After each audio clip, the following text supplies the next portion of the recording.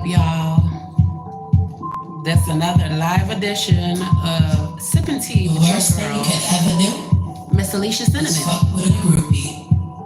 Anybody got groupies out there? Check it out. Motherfucker groupies. This nigga try to ruin me.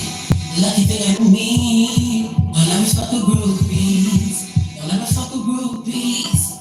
This nigga try to ruin me. Lucky thing I knew me. Don't let me fuck with groupies. Bitch ass nigga, you be talking all that shit. Lying on my pussy like you ain't licked a clip. Frontin' for the homies, voice no stone lie. You a fan ass nigga looking for a high five. Me run down bad cool. Be crazy. Only chase bags, not dicks. Oh baby, stand up on my own cause I'm in my own lane. Niggas riding waves off the strength of my name. Tight ass pussy make a nigga go nuts. Thinking of the next man, all up in your guts. So we spread a rumor, gotta tell a lie. He gon' kill a nigga faster than pride. If he did a good job, then I come back. But you didn't, that's why I left. Cry, cry, cry, and hoot, boo, hoo. Cinnamon don't like me, why she choose you? I didn't want you cause you had a wife. Maybe you forgot about your whole damn life.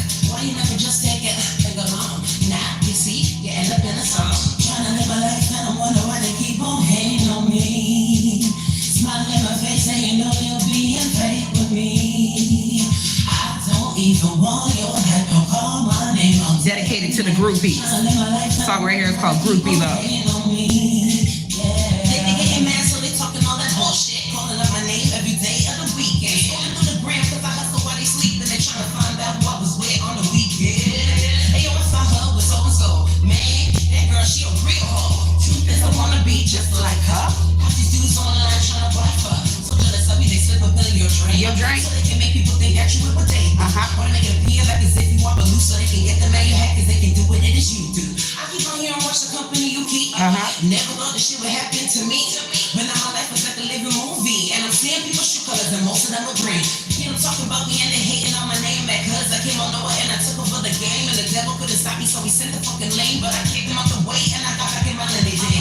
What about me? So they la la la la la. They wanna be just like me, so they try. Steal my unique stop. man, but I'm laughing like Ha. trying to live my life and I wonder why they keep on hating on me. Smiling in my face, saying no, you're being fake with me.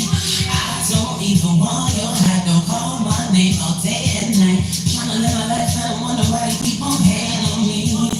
Yeah, don't ever fuck with groupies. This nigga try to ruin me. Lucky thing I knew me. Don't ever fuck with groupies. Don't ever fuck with groupies. These niggas try to ruin me. Lucky thing I knew me. Don't ever fuck with groupies. It's a groupie life. Hey, yo, that's a junk girl. Stop chewing on my name like Bubba Bun, no.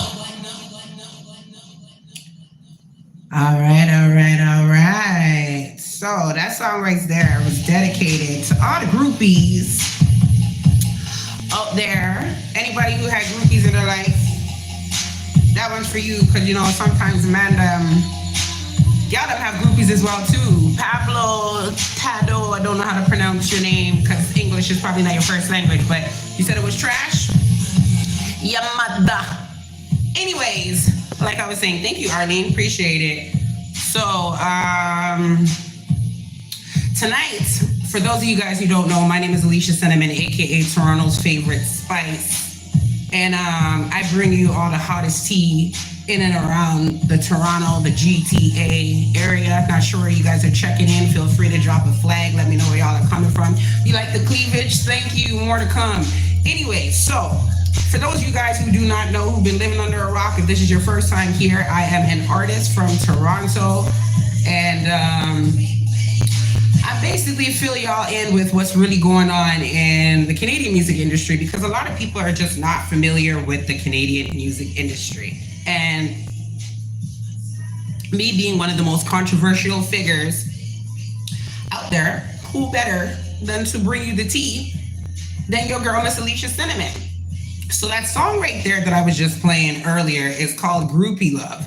And the reason why, that is a original song of mine. Thank you, Vivian. I appreciate you.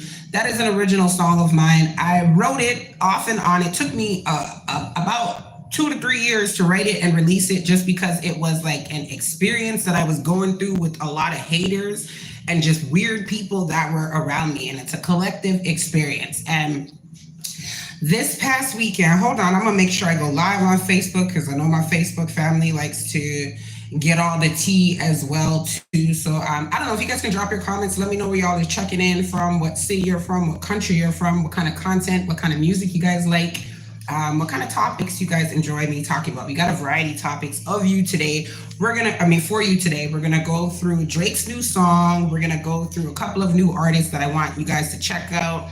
I'm gonna let y'all know who the Diddies of the six are, because Diddy ain't the only person Diddying out here. What else we got? SZA making children's music. Shout out to my podcast for inspiring SZA to make children's music, and we're gonna talk about that later. We're gonna talk about this new Ozempic wave of just ladies just fucking up their bodies for no goddamn reason. We went from BBLs to anorexia. So without further ado, let me get the live on my Facebook going so we can just have some fun. And just so you guys know, this is a very, very transparent, how do I flip this? This is a very transparent show. I do not hold back anything. I try to be very respectful of people, but the whole purpose of this show was basically, I was tired of fake ass people out here controlling the narrative of what's really going on in the music industry, and the gatekeepers who were out here just holding back real artists. Some of you guys probably, this is the first time you've ever seen my face. I'm incredible. I'm an award-winning artist from Canada. My music is great. I make positive music, all that stuff that people complain about. There's no good music. Artists are only talking about sex, blah, blah, blah. All that stuff that people complain about, not realizing there are amazing artists sitting here in social media land that are just not getting through because of the gatekeepers. So we no longer live in a day and age where you got to worry about,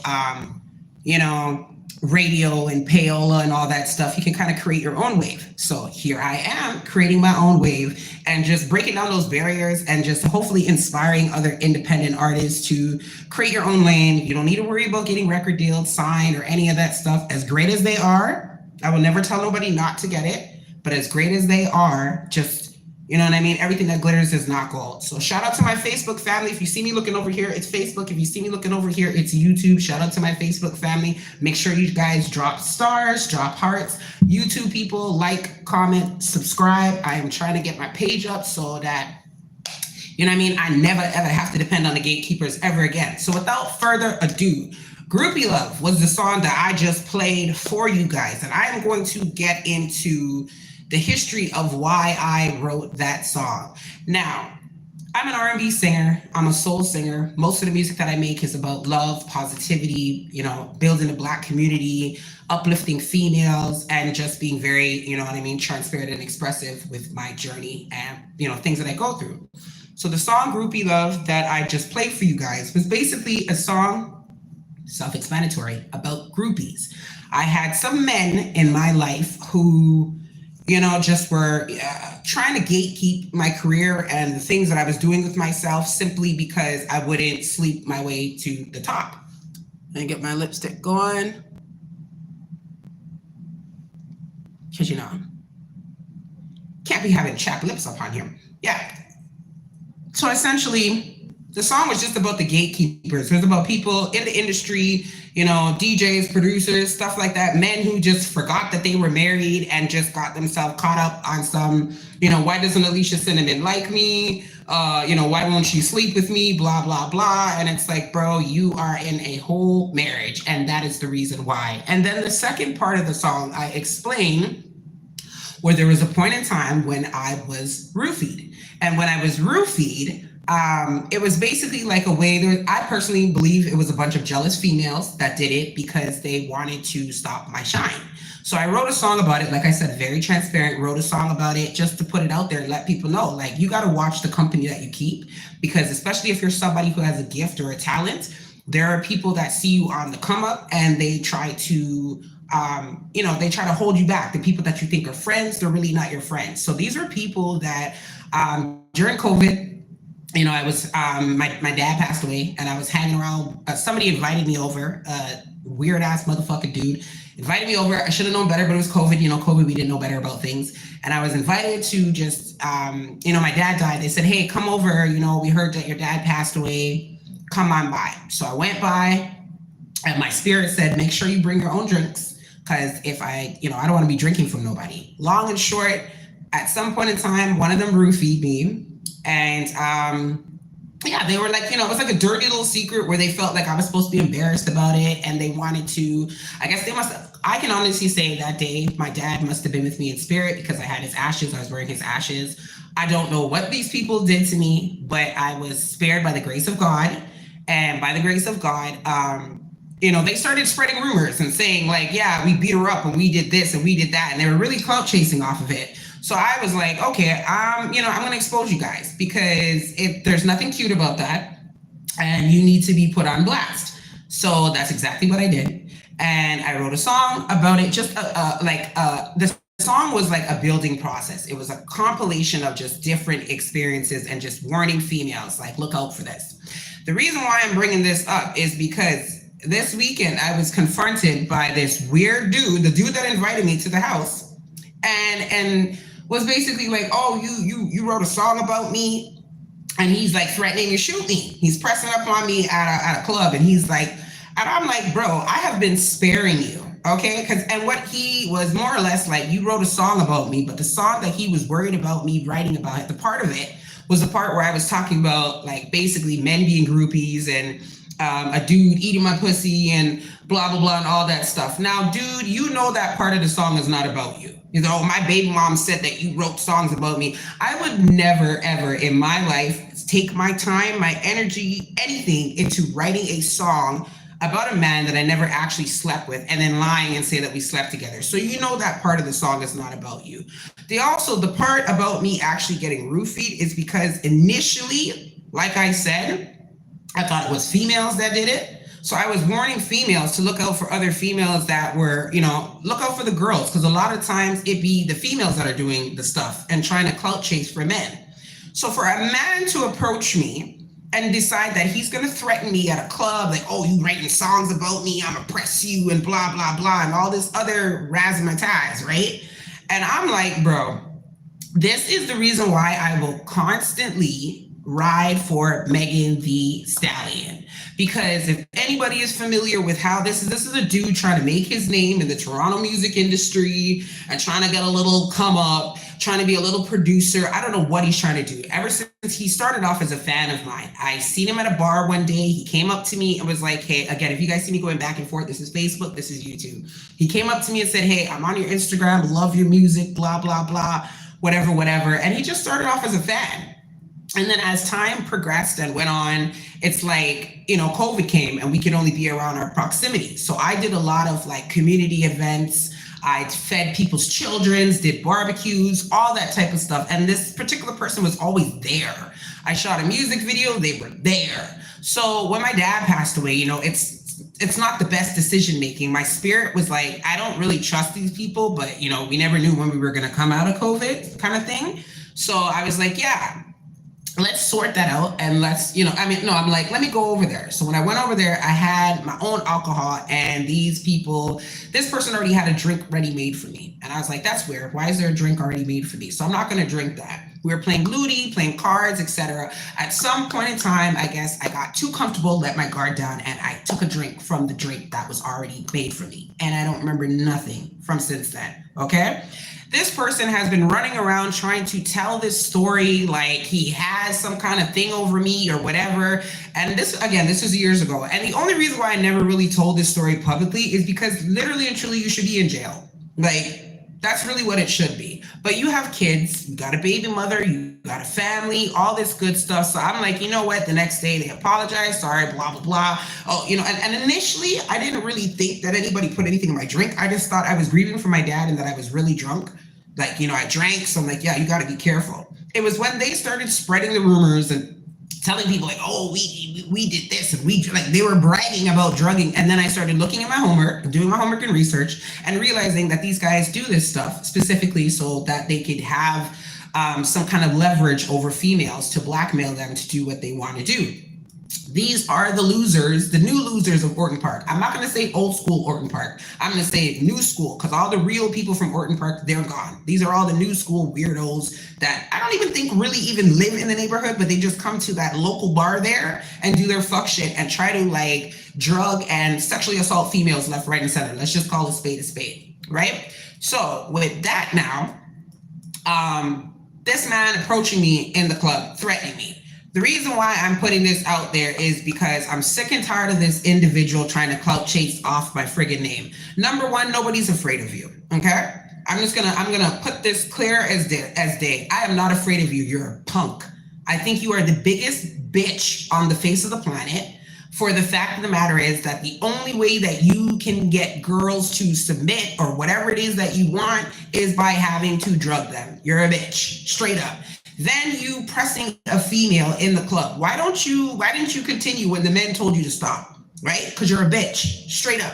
I don't know why you feel like, and you know this, I've confronted you before.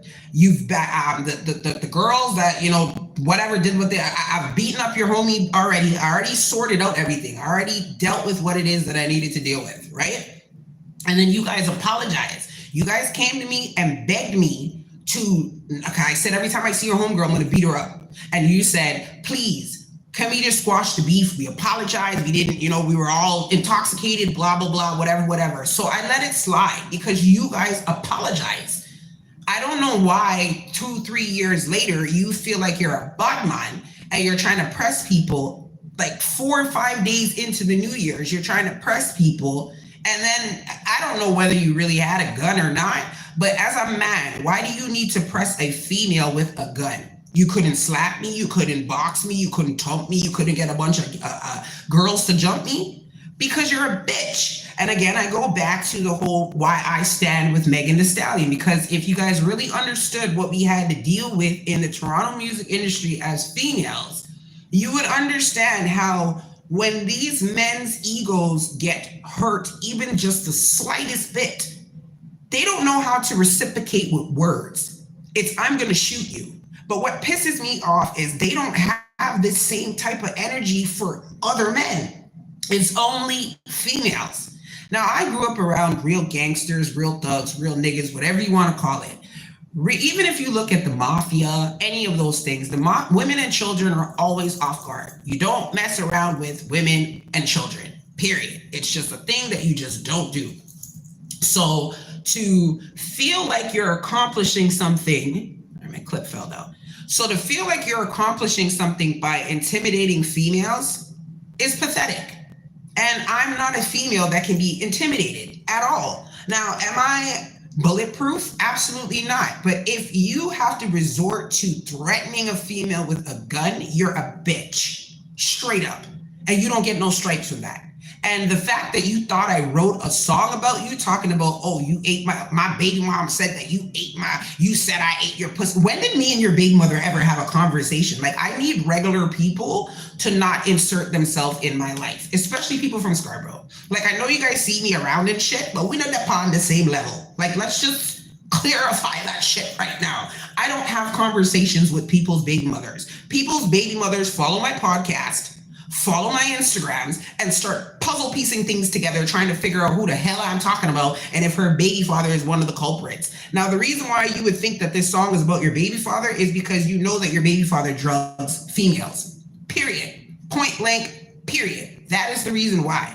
I think it's really pathetic, and shout out to the dudes that were around me that stepped up, that made sure this dude didn't pass his place, because a lot of times I'll be out and I'll be seeing men approach females on some aggressive stuff and no man interrupts. So I'm going to say shout out to the dudes that were like, yo, this can't go on. Because number one, we're in an establishment. I barely see this guy in there. It's like somebody sent you just to come to cause problems and mash up people's businesses and establishment on some bullshit because your baby mother said that I wrote a song about you. How about you ask me if I wrote a song about you? You're not important enough for me to write a fucking, especially a full song about you. I write bits and pieces of what I've encountered in life, but for me to write a full song about a man that I've never slept with, buddy, keep dreaming. Keep dreaming. You're not important enough for me to go, I'm just gonna take this clip out. You're not important enough for me to attach you to my legacy. Notice I didn't say no names right now. For me to attach you to my legacy permanently enough to put a song out there with you in it. The reason why you want to believe that that song is about you is because you want people to so desperately believe me and you had some kind of relations because you're a freaking groupie. And you know, because the song is called Groupie Love, if you notice the cover of the Groupie Love, the artwork is a DJ. You're not a DJ. So that should just be a red flag. It is also not DJ Snoopy. I'm going to say a name as well, too. It is also not DJ Snoopy. DJ Snoopy and I have never, ever been in a space for us to have any form of physical interaction. Okay? I don't think you guys realize the guys that I actually sleep with or let around me, they're not niggas that pop Molly on a random Tuesday and have nothing going for them. Okay, I'm very private about who I lay with or whatever. So if I decide to put somebody in a song, number one, I've already told them that I'm gonna put them in the song. If I've never picked up the phone and called you and said, hey, I'm writing a song about you, don't ever in your friggin' mind think that I am going to put the pen to the paper and consider you or your baby mother or anything. So I'm gonna repeat, there's no man in Orton, any man in Orton Park running around saying that Alicia Cinnamon has a song about them is a fucking groupie. And you should be embarrassed, bro. And I'm really not, I don't believe that your baby mother said that I wrote that song about you, but if she did, sweetheart, the song is not about your baby father.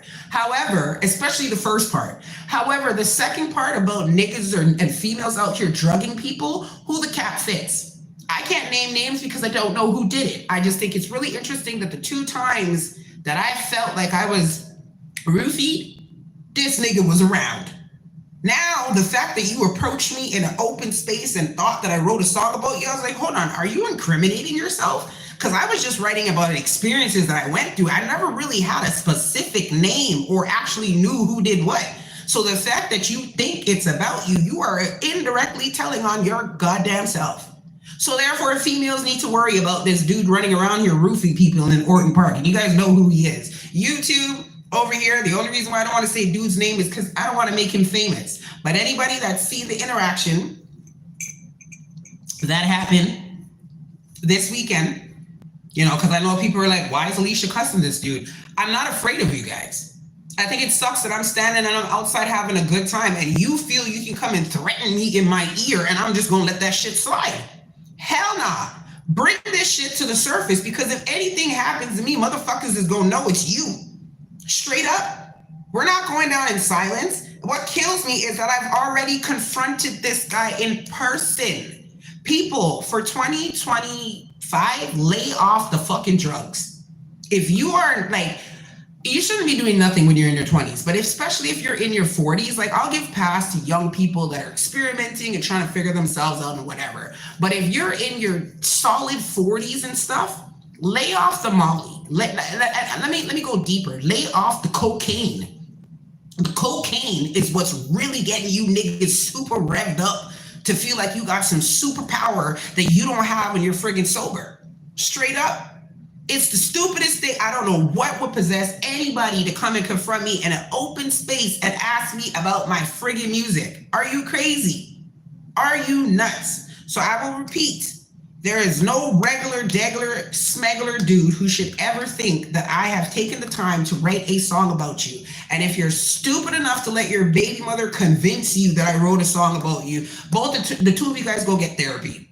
Straight the hell up. Stop including me in your bedroom semantics in any way, shape, or form. And like I said, this is the reason why I'm gonna stay being Team Meg Thee Stallion, because as a man, not only did you press me with your supposed gun, you're gonna ask me, you're ready to come in and try to shoot me over a song and you're not even sure if you're who I'm talking about? You're an idiot, Bridget. Straight the fuck up.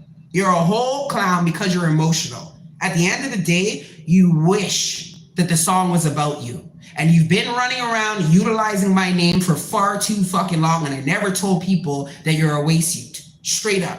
My dad died. You guys invited me over. Then you put something in my drink. Then supposedly one of these girls beat me up while I was intoxicated or unconscious. I don't know. Then the next day I sobered up and I realized the dude that invited me over, hold on, this is your house. Where the fuck you at? So I'm calling you trying to figure out like I don't sleep out at people's house. Why am I still here? Then I realized like, hold on, wait, something happened because like, why is my earring missing and shit? What the fuck did you guys do to me? And my first thought was, yo, did somebody violate me? They're like, the girl there, she's like, nah, me and you got into a fight. I'm like, fight? You know how many people I have to fight before I get to you? What the fuck did we fight over? And again, I chalked it up to thinking that maybe I was just grieving from my dad dying. This man called me, hey, we know that your dad passed away. You want to come over and have drinks? You're a predator. You thought because my dad passed away that I was weak. And you got me. You caught me in a brief moment. But y'all ain't telling people how I fucked the shit up out of that girl once I realized what you guys did. And then y'all had to beg me to stop beating your friend up. Y'all, I told you. Because I'm tired of people making it seem, I'm not trying to act like I'm no bad gal or anything, but I'm tired of people thinking that because I don't talk about how I get my lick back. I just keep it moving. I'm tired of people trying to think like because I dealt with things quietly on the slide, that you're really bigger than who you think you are. You came to me and said, I beat her up in front of the whole block. And I'm not saying that I feel bad. I really do, because you set that girl up to take a beating that you should have had. But if this is who she want to say she did what, all right, cool. And then y'all beg me not to beat her up. Y'all beg me, don't bring my people to come after you, this, that. Hey, what's up, David? Y'all beg me. And I said, okay, say less. Then y'all try to friend up all my homies, all the people, all the men that you thought were gunmen. And I never even told them what you guys did. Because honestly, I was embarrassed that I was even around people in that situation in the first place. So I just had to hold that L. I'm a real G. Shit happens. I should have never been there because my spirit already told me something is not right. But because I was in a fucked up state of mind because my dad just died, I just came off the plane. I had jet lag.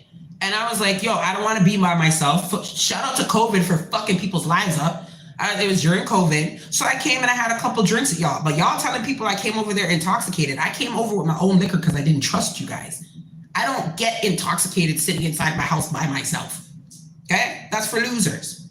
So the fact that you already had a story made up, and then when I got there was some murky looking drink that was already on the table. Y'all was planning this shit for the longest while, right? And I let it slide because I was like, yo, I got caught slipping. But when you're trying to press me and then threaten me like y'all gonna shoot somebody with a gun or whatever, and I know you are not a gunman, now you need to be brought to the surface. Now you need to look stupid because I'm watching this dude go around the whole party. I don't even want to name the club or anything because I shout out to the venue. I don't want to mess up their venue because they had a good thing going. And I already spoke to the people that up here security because certain people shouldn't be sliding past. Certain people for 2025, if you got in a venue or event or this or that, stop letting your brethren slide because you're your brethren, because those are the same ones that will fuck up your venues. Those are the same ones that will mess up the parties that you're throwing. It's almost not 90% of the time, it's not strangers. It's somebody that you know that's comfortable enough to slide in your event with a gun or this or that, knowing all the hard work that you're putting into your shit. Those people don't friggin' rate you. It's time to get rid of them for 2024 when we're doing events. Get real security guards that aren't afraid to step to dudes. That's what we need to do. Because I'm going to tell you right here, right now, you see a real gunman, even if he has his ting on him, he's not walking into the club like a hothead and letting everybody know he has it on it. It's the motherfuckers who just get a gun for the first time, don't even know how to shoot. Those are the people that you have to worry about. You see me? I go to the range. I know how to hold my own shit when it comes to especially a blood clot AK. I know how to hold my shit. I know how to actually, if I need to, and defend it. Unfortunately, in Canada, we don't have the right to bear arms, but if I need to, I can, right? Most of these dudes cannot. So in a close proximity, when you're shooting and you're high on fucking cocaine and you're trying to shoot somebody, 99.9% of the time, you're not even gonna get your intended target. Some innocent person is gonna get shot because you wanna prove something. Again, if you need to bat up Alicia Cinnamon, I'm a female. Top man, I'm a blood clotting face. There's no reason for gun violence if you feel it's that fucking serious. Go and get some of your girls to jump me or whatever the case may be. Leave your fucking gun at home. Straight up. I don't have no respect for it. This is the second dude that tried to fucking press me with a gun. And the first dude, I just heard you got your ass beaten up by some girls at Fusion, right? That's why you have guns, because you're getting beaten up by chicks. Like, you got, I don't know how to explain this. But to me, it's like, yo, just put down the guns and let's fist fight. Because that's how I see you guys. When you come to a girl with a gun, I look at you like a bitch. Fist fight. But a lot of you guys are used to beating gal. That's the only strength that you have. I done did my homework on all the people that try to stalk me and do some fuck shit. The only strength you have is on females, right? You're a bitch. So I'm gonna repeat this because I know you and your baby moms is probably watching the podcast or whatever the case may be. Groupie love is not about no nigga from Orton Park. Ever. Okay, it's about a collective experience that I went through. And if you aren't out here jugging people, you don't need to worry about it. If you never ate my pussy, you don't need to worry about it. And worse, the song is talking about a married man, not a nigga with a baby mother. From you never put a ring on her finger, you never wiped that. I don't know why you would think any of my songs are about you. So that I have to get off my friggin' chest. I'm good. That I have to get off my chest. What up, Joseph? Because that needs to be cleared for 2025. I never really told that story out loud because it's embarrassing and I just had to chalk it up as a loss. But when this dude wants to bring it back into the new year and try to whine like you have something over me, my nigga, it's time for you to get exposed. Females in the Orton Park area, please look out for this dude who is out here drugging females to try to feel like he has something on them so he could blackmail them later in life, right? You fucked with the wrong person, somebody who has a platform. You started off as a fan and now you're a fucking stalker, okay? And you're not intimidating, period. COVID done, left, went, whatever, and you're still trying to ride the wave of some dumbass shit y'all did in COVID, okay? The gag is up. So now let's move forward on some of these hot topics that I wanted to discuss with, so we got the Diddies of the Six, that's out there. All right, so going into, now that I'm speaking as a Canadian, I just don't want to see, no, I'm not upset. I just needed to really and truly page some people. Like I really just needed to put this out there, document it. You know what I mean? For a person that tried to press me this weekend, trying to bully me. Like, and it's not happening. And I'm putting it out there because people know this dude is running around trying to go on like he's getting brownie stripes off of pressing Alicia Cinnamon. So you're snitching on yourself. So now I'm just filling in the meat and potatoes that if anything happens to me, it's this nigga. Point blank period. It's this nigga. Anybody that's coming up to you and saying, oh, Alicia Cinnamon wrote a song about me, you're a clout chaser. And you wish somebody could write a song about you. And that's what that is. Like for you to try to press me over a song and think that the song is about you and me and you know that, you're looking for fucking excitement, bro. So I'm not even gonna say your name because that's what you want, but I know you're a fan, so you're watching this video, right? Try that shit again. And I promise you, it will not end well for you, period. The only reason why, like the DJs that I are with, and when they said, yo, Cinnamon, relax, because before he came, your vibe was good.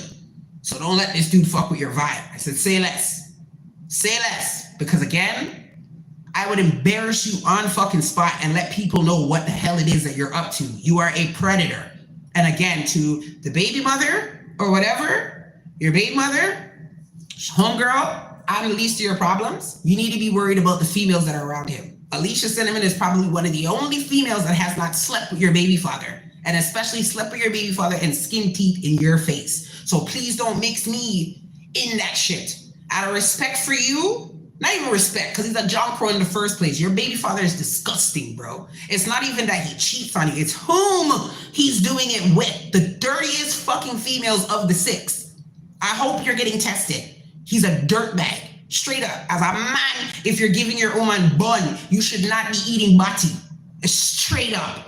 You should not be namming pokes. You should not be doing none of the things. You should be wrapping it up. The whole works. Someone on a duck to John Crow. You're disgusting. So for you to put your name in the same sentence as mine and then try to insinuate like we had nothing and none of us up. Sweetie, me and your baby father never did.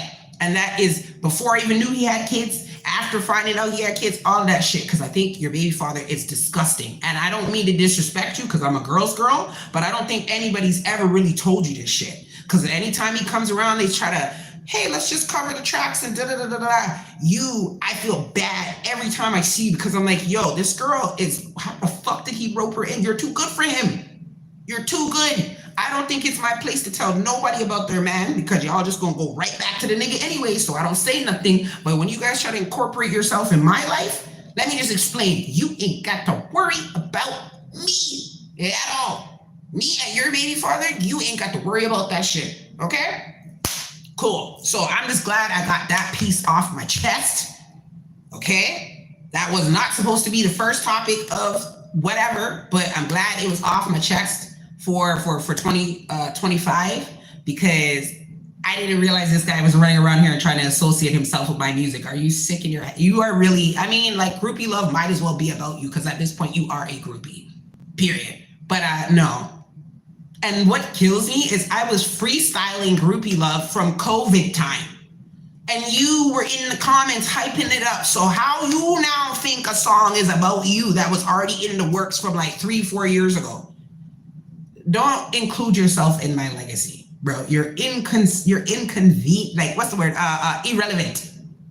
Absolutely irrelevant. Okay? Stick to being a fucking fan. That's what I need people to do. When you see me, just stick to being a fan for 2025. Please stop. We're not friends. I have maybe 2 friends in my life.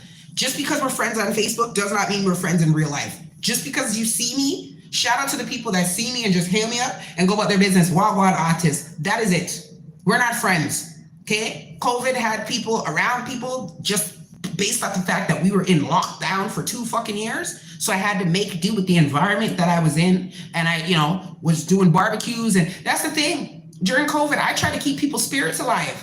And then y'all out here trying to act like as if somebody, like y'all trying to kill me now that we're on the outside.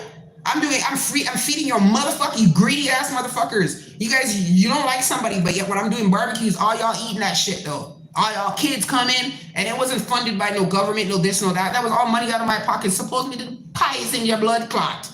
Greedy, wonga belly people. Really and friggin' truly.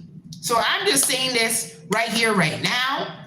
Shout out to the OGs of Orton Park, but them new motherfuckers, I don't have nothing to do with those folks at all.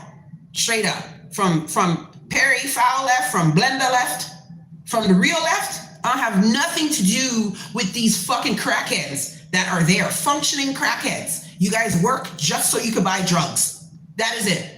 Functioning fucking crackheads.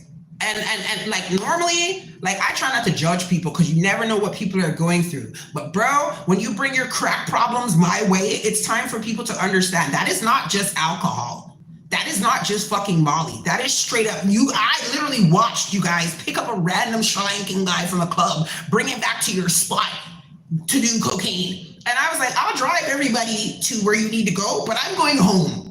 Straight the fuck up. And I tried to always be the voice of reason for you people because I really was like, bro, I want to see you guys do better. I try to be a mentor. I try to go back to certain neighborhoods and certain blocks and be a mentor. And then I realized, how the fuck am I mentoring people older than me? This is the choice that you chose to make. You don't want better for your life. This is who you want to be forever and ever and ever. So I'm not judging. Let me just extrapolate myself from this fucking situation, bro. Because I remember when it wasn't cool to do drugs. Now it is. And again, if you judge people, because everybody's doing it. I feel like the only person who's not doing it, drop comment if you don't do drugs. I don't know, and I'm not talking about weed. But I'm just saying, if you're just kicking it with your homegirl and not even your homegirl, you're kicking it with your girl. See, I done lost, I've said it. Drop comment for who doesn't do drugs. And 10 people jumped off the YouTube live. Hey man, I'm not judging. I'm just saying, say no to drugs. Whatever happened to those commercials from the 90s? That's the problem now. We don't have commercials anymore. Those commercials where they showed you the effects of what drugs would do. I have never ever seen a positive side effect from a crackhead. I've never, ever seen anybody say, yo, I've done crack and it made my life better. Never, ever. So, I don't understand, if you didn't start off as, somebody who was young and addicted, what possessed you to get into it in your 40s? I don't have any respect for that. They say it's an illness, it's a sickness, whatever, cool, when you're young. But as a grown-ass adult, when you are literally selling drugs so you can get high off your own supply, breaking the 10 crack commandments, and then I'm supposed to sit here and respect people. No, we're not. I'm sorry to whom I offended. If anybody's on drugs, get off of it. I'm not going to sugarcoat shit anymore. There's too many people out here sugarcoating fucked up lifestyles. Get off the drugs. Leave the Molly. Leave the cocaine alone, especially if it's making you do some shit you wouldn't normally do. Especially if you're doing it in public spaces. You want to go sniff a line in the comfort of your own home, cool. But when you step out on the road and you're tormenting people with your addictions, now I have a problem with it. Because 90% of the people that like approach me on some bullshit, they're never fucking sober. Like I can like, I don't know how to fight. Like I'm not fighting a crackhead or crazy people. Those are two people that I'm not fighting. Those are different kind of strength that I don't have to match. Straight up. Crackhead strength and crazy people strength is a different type of thing. And you win. Straight up. Fight me when you're sober. That's what I'm there on. Fight me when you're sober and you're functioning. Because then the next day when you wake up, you realize like, yeah, I just embarrassed the fuck out of myself, bro. I look really stupid. I look real dumb. But y'all have been trying to clout chase off my name, y'all. Oh, we did whatever. I'm like, bro, you could go to jail for the shit that you guys did. You guys. According to you, because I didn't see it, according to you guys, you beat me up when I was intoxicated, drunk, whatever, and videotaped it, and then you're sharing it in your WhatsApp group. This is according to you guys. I don't have any memory of this. I don't even know if this shit actually happened. But this is what you guys said. So according to y'all, you could literally go to jail off of your own testimony. Hey, you don't think about that shit. Like, I'm literally just trying to move on in life and be like, bro, whatever, man. If I saw them say it happened, all right, cool. And I try to move on. And then everywhere I go, y'all want to be like, guess what we did? And it's like, do you want to get locked the fuck up, bro? Like, I don't understand. Like, I don't think you guys realize, like, I'm a very resilient person, so I make shit sound funny. But when you really break down the shit, like, what you did was a crime. And you could go to jail for that. There's illegal substances. There's assault. There's probably attempted murder because I don't think I was supposed to survive. There's so many factors. Then you guys videotaped it, then shopped it around like a Blockbuster special. Isn't that like extortion? You trying to blackmail me? That's extortion. What's the word? Like, what's the word I'm looking for? There's another one. I don't remember the word, but when you try to like blackmail people, there's another word for it. But there's like 85 crimes, right? That's all. And you guys are telling on yourself. Like, what block do they do that at? What block? Like, this is why people be like, oh, she's always bunning out Scarborough. I don't bun out the whole of Scarborough, just the piece that I was in that I started to realize. It's only during COVID where I really realized the people that I was around, because I was never really there. I was always in and out, flying out, doing whatever. I didn't realize, like, and then COVID came. And the thing is, everybody's got jobs. It's not like these are just people sitting on assistance, government. You motherfuckers have jobs. Like, and reasonable ones. Like, some of y'all have government fucking jobs. And you are out here doing some fuck shit. Like, I don't understand. Therapy is needed for 2025. Like, real shit. Nobody talks about the effects of COVID and how it mentally fucked up a lot of people. So there's that.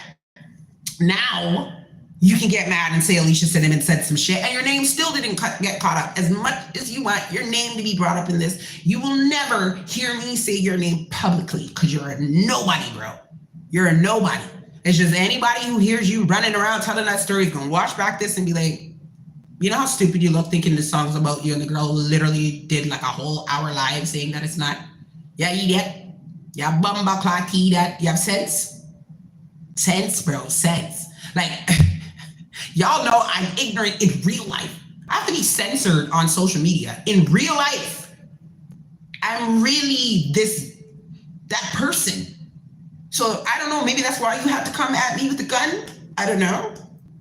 I'm not really sure. I don't even know if you actually had one or if you just had your hand in your fucking jacket. But the fact of the matter is, the fact that you try to press a female and it, like, I didn't flinch. I think you need to reevaluate your Batman career. I think that's what you need to do. Because I'm not even a bad girl. I think you're a joke. Like, I think you're a clown. You and I, we lock eye and neck for, and I said, really, nigga? Y'all gonna shoot me? At that typic? Like, come on, man. Like, try to find something productive to do with yourself in 2025 besides trying to get a story off Alicia Cinnamon. Because the story always looks bad when I tell it. For you. Like, y'all can whatever. But when I start telling oh, by the way, Tales from the Six has gotten picked up. All these stories that I've been telling about, all these little snippets of my life have gotten picked up by a TV station in Atlanta, and they want me to constantly give them my little story so that they can go shop it on their TV station, okay? So thank you guys for making me relevant. Thank you guys for making me famous with your bullshit. It worked. I appreciate you guys so very. I don't know why I keep getting all these freaky deaky invites to Instagram, but yeah. Thank you guys so much for being weird and being so friggin' weird that you guys have given me hot topics to talk about every day, to the point where there are stations in another country that are so intrigued by these stories, they want it on their TV channel. So now you guys are being globally blasted. Now everybody's gonna know you're a weirdo. You're famous, just not in the way that you probably wanted it to go down, but beggars can't be choosers, right? Leave me alone for 2025, because I promise you I will become a terrorist. The terrorist of the six, okay? Like, I've been sparing a lot of people because you guys could literally lose your jobs for the things that you do. Like, a lot of you guys, all I gotta do is pick up the phone and call your moving company, call your social service companies, all these things. Like, I know who you guys are. Same way you guys are trying to snitch upon me. The only thing is nobody can fire Alicia Cinnamon because I'm my own boss. My name is registered under me. You can't beat me at my own game, okay? The only thing you can do is make me more and more relevant, right? More. Now there's 300 people on YouTube. I don't know where they came from or where they're watching from, but now there's 300 people that popped in on YouTube. At a peak, there was 400 people that popped in on YouTube that know you're a loser from Toronto. How does that feel? You can't match me, bro. No matter what you do, you can sit there and run your mouth on the block, right? But on a global level, and that's what pisses a lot of you guys off. Y'all can do your little shit and your little cliques with your little 10, 12 people or whatever. But when it actually gets on a global level, you cannot match me. And not only that, I don't care about fitting in with none of you motherfuckers. I don't like people. Straight up. It's me and my Siamese cat. That's all I care about. What about 1721? I don't know what that means. But that's all I care about is my fucking cat. I don't like none of you people because most of you people don't even like yourselves. I love my fans. Don't unfollow me. But in terms of people in the industry or the wannabes that are trying to get in the industry, man, you ever see Burger King trying to make friends with McDonald's? No. Give a fuck about none of you people, bro. Straight up, from you are not coming to my shows. You're not booking me. You're not putting money in my pocket. We don't need to be friends. We don't need to be cordial. You ain't got to say hi when you see me. None of that shit. Just keep it moving because I am socially awkward, okay? So it takes a minute for me to even get comfortable around people. Then I let my guard down and you prove to me why I just stay in my own plastic bubble because nobody deserves to have access to me. Like if you guys really want, this is why y'all should have never let me podcast because if you really tap into my, if you really tap into, like people, everybody has an opinion of how they feel about me. Don't nobody really know what's going on in my motherfucking head and how I be out here judging people as well too. And it's just like, bro, I don't feel like nobody up on my level. Not even like, I don't want to get struck by lightning, but me and God are equals. Like, and I say that humbly because we are made in his eyes, right? So therefore you gotta fuck with yourself harder than anybody else does, period. Confident women piss off insecure men, and I love it. Azalea Banks, Megan Thee Stallion, Jaguar Wright, I love those type of women. They fucking keep people on their toes 24/7 because they are not afraid to be their authentic selves. Now, do I like liars? No. I don't believe in anybody coming out here and just spreading lies and fucking people over for no goddamn reason. But I love people who are transparent enough to tell the truth and not worry about how people feel about them. Because at the end of the day, when you're dead and gone, or when them people dead and gone, the only person that you got to look in the mirror and be cold with is yourself. Not your kids, not your mom, not your dad, not your cousin, not your spouse, yourself. When everybody walks away or if everybody leaves you and the smoke is cleared, you got to look at yourself in the mirror and be like, am I okay with me? Am I okay with the decisions that I made in life? If I die tomorrow, did I live for me or was I out here living for other people? And for me personally, if me drop dead tomorrow, I'm Gucci, bro. I did everything on my bucket list. Do I want to die tomorrow? No. But I've done everything that I personally set out to accomplish to do. Everything else is just bonus points. You ever play that game, the game of life? Right now, I'm just collecting bonus points right now. So when people are like, oh, I'm like, bro, I did everything. Open for SWV and Donell Jones, two of my favorite artists. I could have did after that. Bucket list right there. I have been on the same stage as Baby Sham, Roxy Priest, Tanya Stevens. I've met Quincy Jones. I friggin' have my music playing all over the world. I have been married in Hawaii. I've been motherfucking divorced. I've had a child. I've friggin' damn near lost my life having this child. I have traveled the world. I have a book. You see this big blood clot book? This big bumper off clot 1,000-page book is written about me, Alicia Cinnamon. A whole 1,000 page. How many people you know got a motherfucking 1,000-page book written about her? Okay, and I didn't write this. Somebody wrote this book about me and my experiences traveling back and forth to Atlanta and me bridging the gap between America and the U.S. Okay, mission is accomplished. I'm happy right now. I've done my bucket list. Right about now, the only thing I really want to do is just enjoy the remainder of my life. Period. Hopefully stress-free. Doesn't seem like that's going to happen, but just enjoying my life and inspiring people to do the damn same. Like right about now, everything that we grew up thinking that we knew is bullshit. Like all this being nice to people is bullshit, especially females. Do not be a nice female. You can be kind to people, but when you're nice, you get walked all over. If you actually look up, this is why words are so important to me. I am an English major, and understanding the definition of actual words and when you speak the spells into the universe and what they mean, and when you're being nice to people, being nice is basically for people who are pushovers. It means you're weak. So I'm not nice at all in any way, shape, or form. I'll even own being a bitch. I'm okay with that, right? I'll be kind. I have kind moments to individual people, but that nice girl that people once upon a time knew is gone. If you're a female that's in the industry, make sure you pave your own way, understand what it is that you're coming in for and who you want to be. And that's going to bring, because I was on this topic for a little bit too long, but that's going to bring me to my next topic, Ozempic, okay? Ice Spice, right? Ice Spice is the definition of how the music industry plays up these biracial, ambiguous chicks because they don't want to put on black female, especially rappers. There was Flo Milli, there was Cleopatra, I think her name, or Cleotrapra, however you want to call it. The industry takes these racially ambiguous girls and puts them in a position that they are not prepared for, and then we watch them fall the fuck off so heavy. And the sad part about it, it kind of reminds me of like apartheid in like South Africa or Rwanda and those places where when white people, invoked their white supremacy and their colonialism, whatever you want to call it, and then they just left. And it was black people that were left to deal with the scrapplings and the scrapelings, right? So right now in the music industry, black people are left with fighting each other regardless of shade. We are all, colorism is very prevalent in the music industry, and they are taking these racially ambiguous, these biracial girls and, people like Cardi B's and the Ice Spice and pawning them off in the black community as black or blackish, and then taking up space for actual black female artists.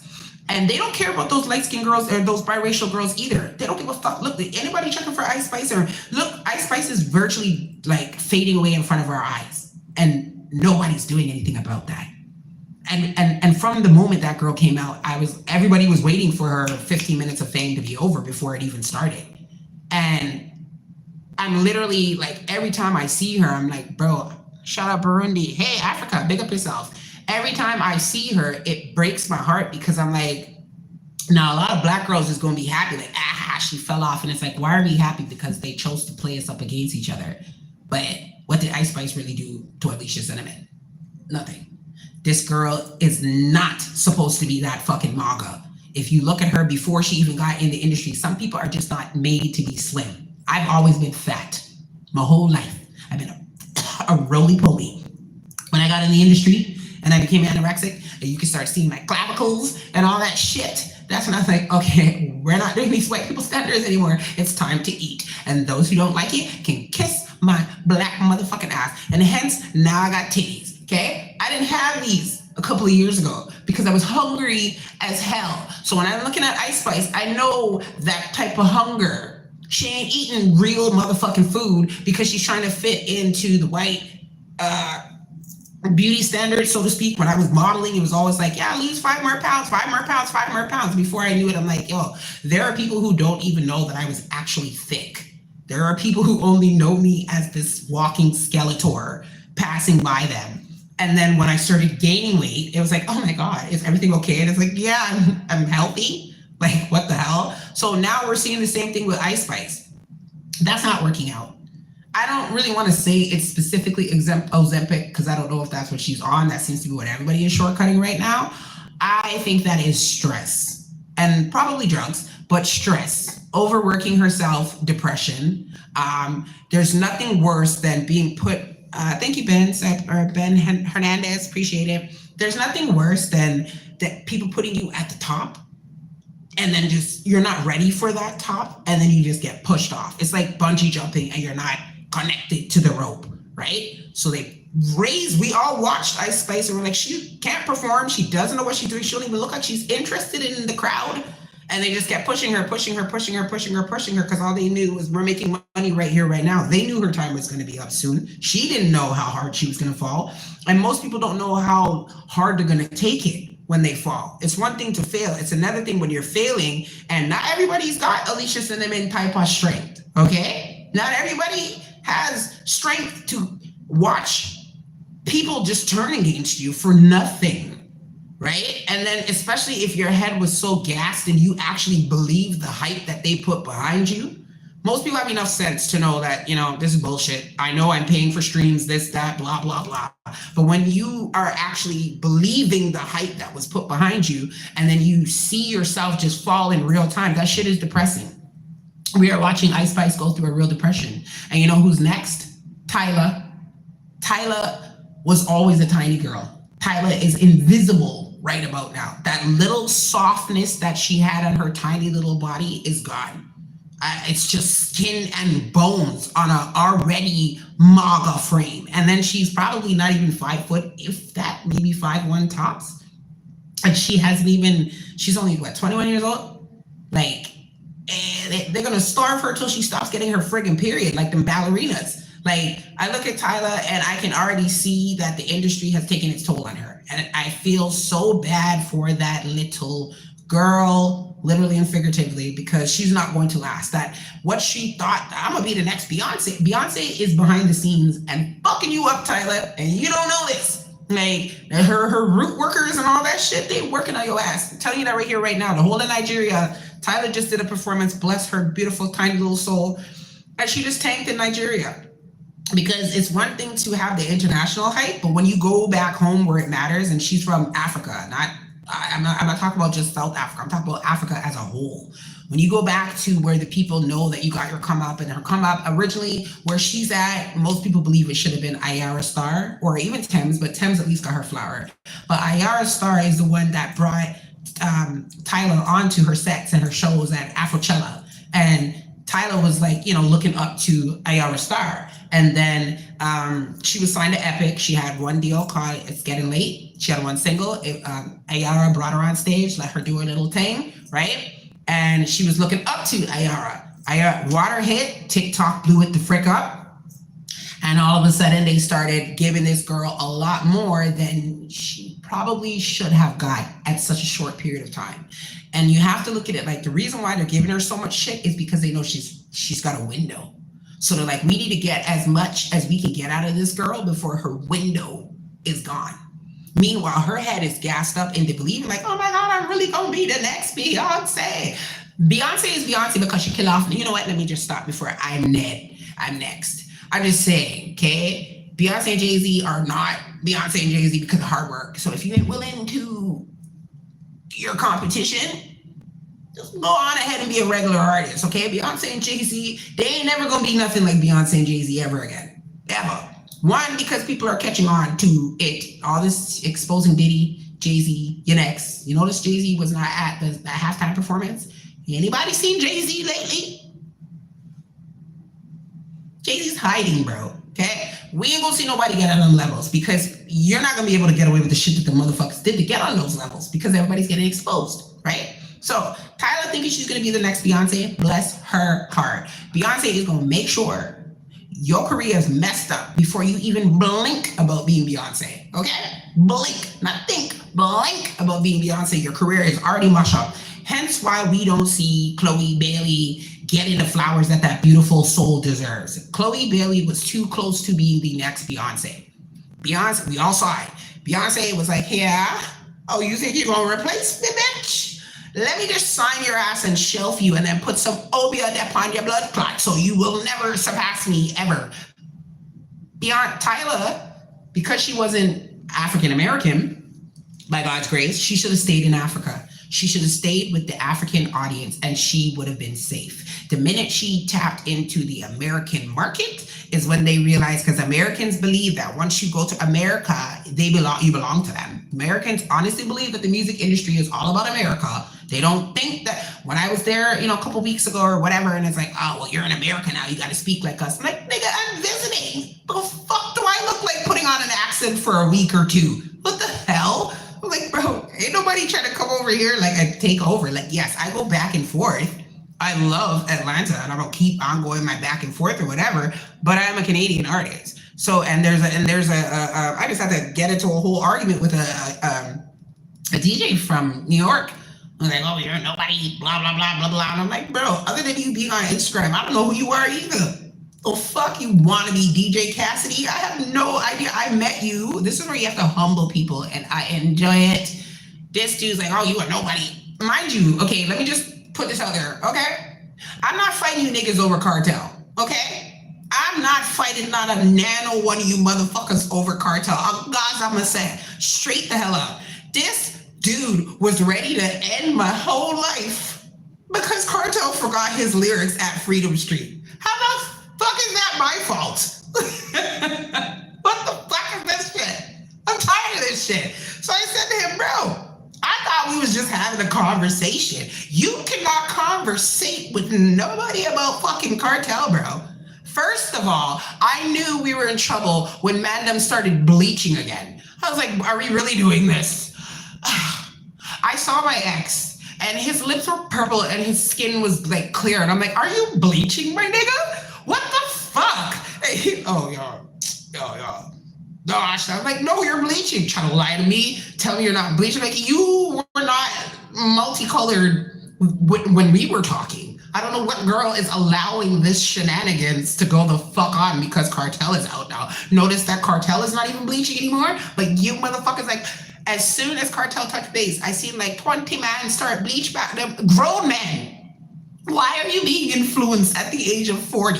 What the fuck? Where's your father, bro? Where are the male figures in your life if you need a role model? That reminds me, I think it's so uncomfortable to see Jamaican men call other fucking men daddy. What? Well, go on, daddy. What? It's weird because I just called him that last night when we was fucking. Now you're saying it. Do you have something that you want to tell me? As a grown man, I don't give a damn unless some of y'all need to go get therapy because the only reason why you're doing that is because like you didn't have a dad in your life. I don't know, but it's weird, bro. Weird. And anyways, going back to that story. So this man was ready to end my whole career over Cartel because Cartel forgot his lyrics. And I was like, oh. He's like, oh, Cartel has too many hits. That's why him forgetting blood clot lyrics. Then he going in. And I said, honestly, it's not even that. Cartel was not ready to do that show, okay? Like, y'all are acting like that was like the best show of his life. It was cool. But that's some shit he could have did in a banquet hall, bro. Like, that was a cash grab. And shout out to him. He made sure he secured the bag. And he's putting his kids on and whatever. But I'm like, Cartel, you guys seem to think that he's the Cartel that went in jail. Like, he could barely move on the stage. And then you guys have the nerve to book him for Guyana. You're trying to kill him. But anyways, so I'm like, yo, I'm glad he made it through the performance. I thought it was great.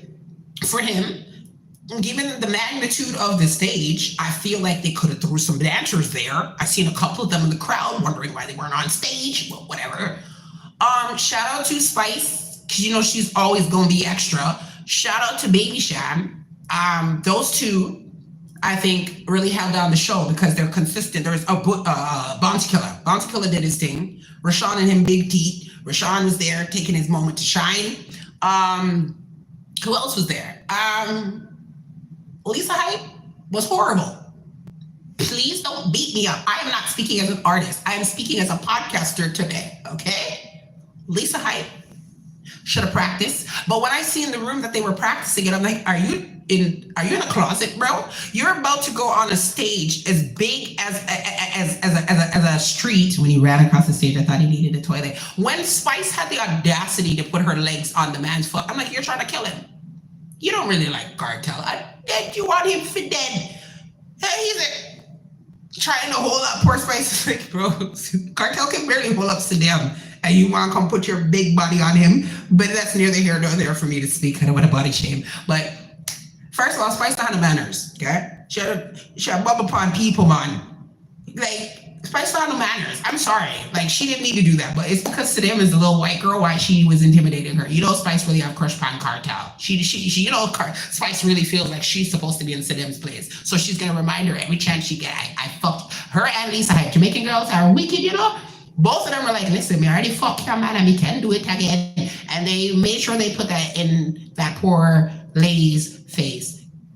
I don't care what nobody says. In my personal opinion, and I'm going to get canceled for this shit, I think that girl is slow. I think there's a cognitive delay. Oh, shit. So my ex is calling me because somebody told him that I'm on live talking about him bleaching. Bro, that's not my problem. I told you to stop. We can fight after the podcast. I'm working. Anyways, like I was saying, stop bleach. But, yeah. Saddam has a cognitive delay, and that is why she allows the things to happen. I don't care what nobody says. We have to remember that this girl started off as a crazed fucking fan. I don't know anybody who started off as a fan and worked her way up to they're getting married in February. You know what? She doesn't have a cognitive delay. Maybe she's smarter than I realize. But that girl, I don't know what it is about her, but she scares me, bro. She scares me. Like, she's that type, like she will kill him in his sleep if he goes too far. That's how I feel. Again, I'm gonna get canceled after this live, but these are my thoughts. We're sipping tea with cinnamon.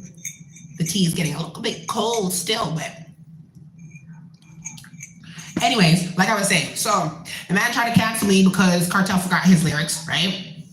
And I was like, it's not even that big of a deal. Like, you know, I'm glad that he just sustained the show, given that, like, you know, I honestly did not think that he was going to be able to pull it off. I think a lot of us thought that way. So shout out to him. You know, he got his money, whatever.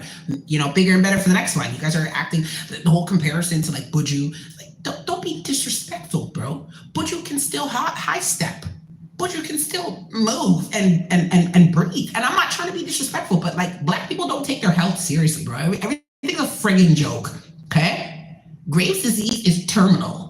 Like, you don't like, oh, let me get some sleep and I'm gonna bounce back. Like, no, he is literally dying in our face, right? And you promoters are so fixated on, let me just book this man.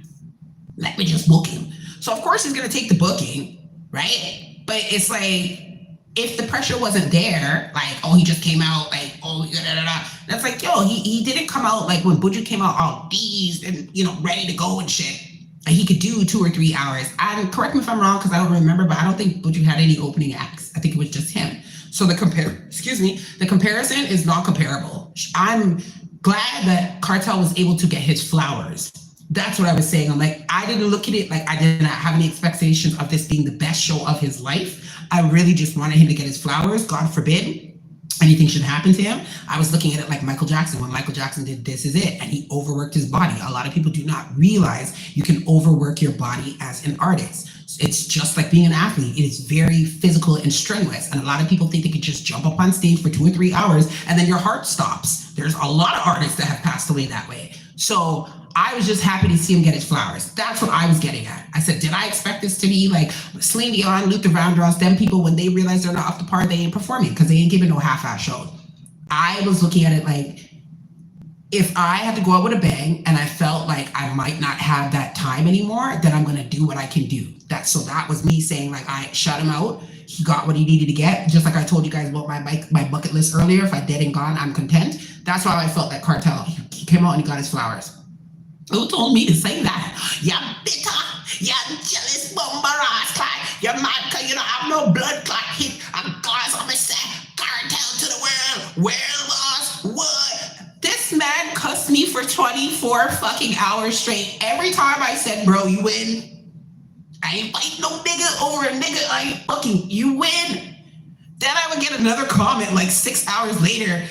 Guys, I'm gonna say, and he's going in and I'm like, is Cartel paying you? At this point, I don't understand. And then it was like, oh, you ain't got no hits, blah, blah, blah. He forgot his song because he has hits. Ray Tay Tay. And I'm like, I'm just being the devil's advocate. But if you have hits, shouldn't you remember them? Like, I'm more likely to forget my songs that aren't popular than the ones that are. So you're just not really making the argument make sense right about now. Like, I was trying to say, I'm giving him hey, he's got his health issues. Like, giving him a pass. And then you come tell me you ain't got no hit, blah, blah, blah, whatever. I'm like, I don't have a hit. Like, I had hits, but I don't have hits anymore because, like, I don't, like, first of all, I'm not really putting out music like that. There's one. But two, in order to have a hit, you need people to play it. And most of you DJs don't play new songs. You only play songs once they become famous off of TikTok. So it's virtually impossible to have a hit in 2025, especially as an independent artist, unless you go through TikTok. Back in the days, like when Cartel was coming up and my dad was a DJ, DJs actually enjoyed hearing a new song and busting a new track. You literally just told me the sentence before you told me I didn't have a hit, that you only played top 40 or whatever, but then now you're telling me to get a hit. How the fuck am I supposed to do that if y'all ain't playing new music? Make it make sense. I can't compete with Universal Music Group, okay? I can't compete with VP Records. I can just do my little shit on social media. So I'm like, bro, every song that I have is good. It has the potential to be a hit, but the only way it can be a hit is the only thing that makes a song a hit is when it's heard, right? I forgot that I sent this guy my music. So the whole time we're arguing, I guess he thought that I was being shit. He's like, oh, because I said, mind you, he's in America. I'm in Canada. And I'm telling him, like, we got gatekeepers in Toronto. There are literally motherfuckers, that are, the record label people, the episode, if you guys don't know what I'm talking about right now, go and watch my last episode where I basically put the industry on blast of shout out to Drake, Universal Music Group, all that shit. He ain't lying. Okay, he ain't lying. Universal Music Group is not just American. They're in Canada as well, too. And they are gatekeeping the fuck out of any Canadian artist that don't go through them or that surpass them. Because a lot of Universal Music Group is actually official. There are people that we have surpassed as artists in Canada, and now they're mad. So the only thing that they can do, they found jobs as A&R at these record labels and stuff, and then they do fuck shit behind the scenes because they didn't cut it as an artist. Period, point blank. That's what that is, right? So I'm like, I already know I'm currently at war with some of the people from UMG. This is why I'm like, go Drake, sue the fuck out of them motherfuckers, because they are literally telling people not to play certain artists on the radio. Like I said, I watched on my birthday, nothing but requests. I had a whole bunch of people saying, we're requesting your song, we're requesting your song, we're requesting your song. I seen the DJs in my live watching my shit. In my stories watching my shit. They didn't even give me a happy birthday. They wouldn't play it. They started playing the Universal Music Group's artists because they're on payola. So once you realize that shit, I'm like, listen, man, I'm just out here getting my music out here through performances, through social media, all that other stuff. I ain't into the politics. I'm not out here thinking that I'm going to be the next Taylor Swift or Beyonce or any of that shit. Those days are done. Those record deals are over. This, that, anybody getting a deal right now, understand it is a loan. And if you cannot match the hype, you are going to be in debt for the rest of your life. And you're going to end up looking like Ice Spice, starving, hungry, and stressed. So people need to understand that. So when he said that, I said the fact that I've been on the same stage as the motherfuckers that you worship, and it's off the strength of my own name, not no DJ, not no record label, not nobody. Like literally, I book me. I'm like, hey, and then you see me on stage with Maxi Priest, or hey, and I'm on stage with Baby Sham, off of the strength of me. So again, I keep telling people I am low-key extremely fucking arrogant on the inside, but you gotta be humble because we're Christians. But on the inside, I look at it like, imagine if I did have a big fucking machine behind me. Look at all that I've done just off of little old me when I was 115 motherfucking pounds. Imagine if I had a big old weighty beast behind me. Beyonce wouldn't have shit on me, bro. Straight up. There's a reason why God is keeping me humble, because I probably would have been a terrorist, straight up. So I'm like, I'm a little bit I toot my horn because I done did all this shit and nobody can take it away from me. Nobody can say if it wasn't for me, you wouldn't have da-da-da.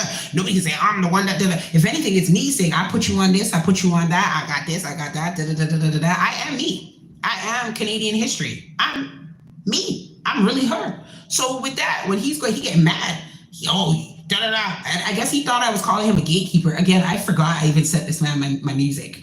So he's like, what do you say? He come to Canada. I said, bro, I don't know if you think I'm talking about you being a gatekeeper, but I'm in Canada. You can't gatekeep me. What the fuck?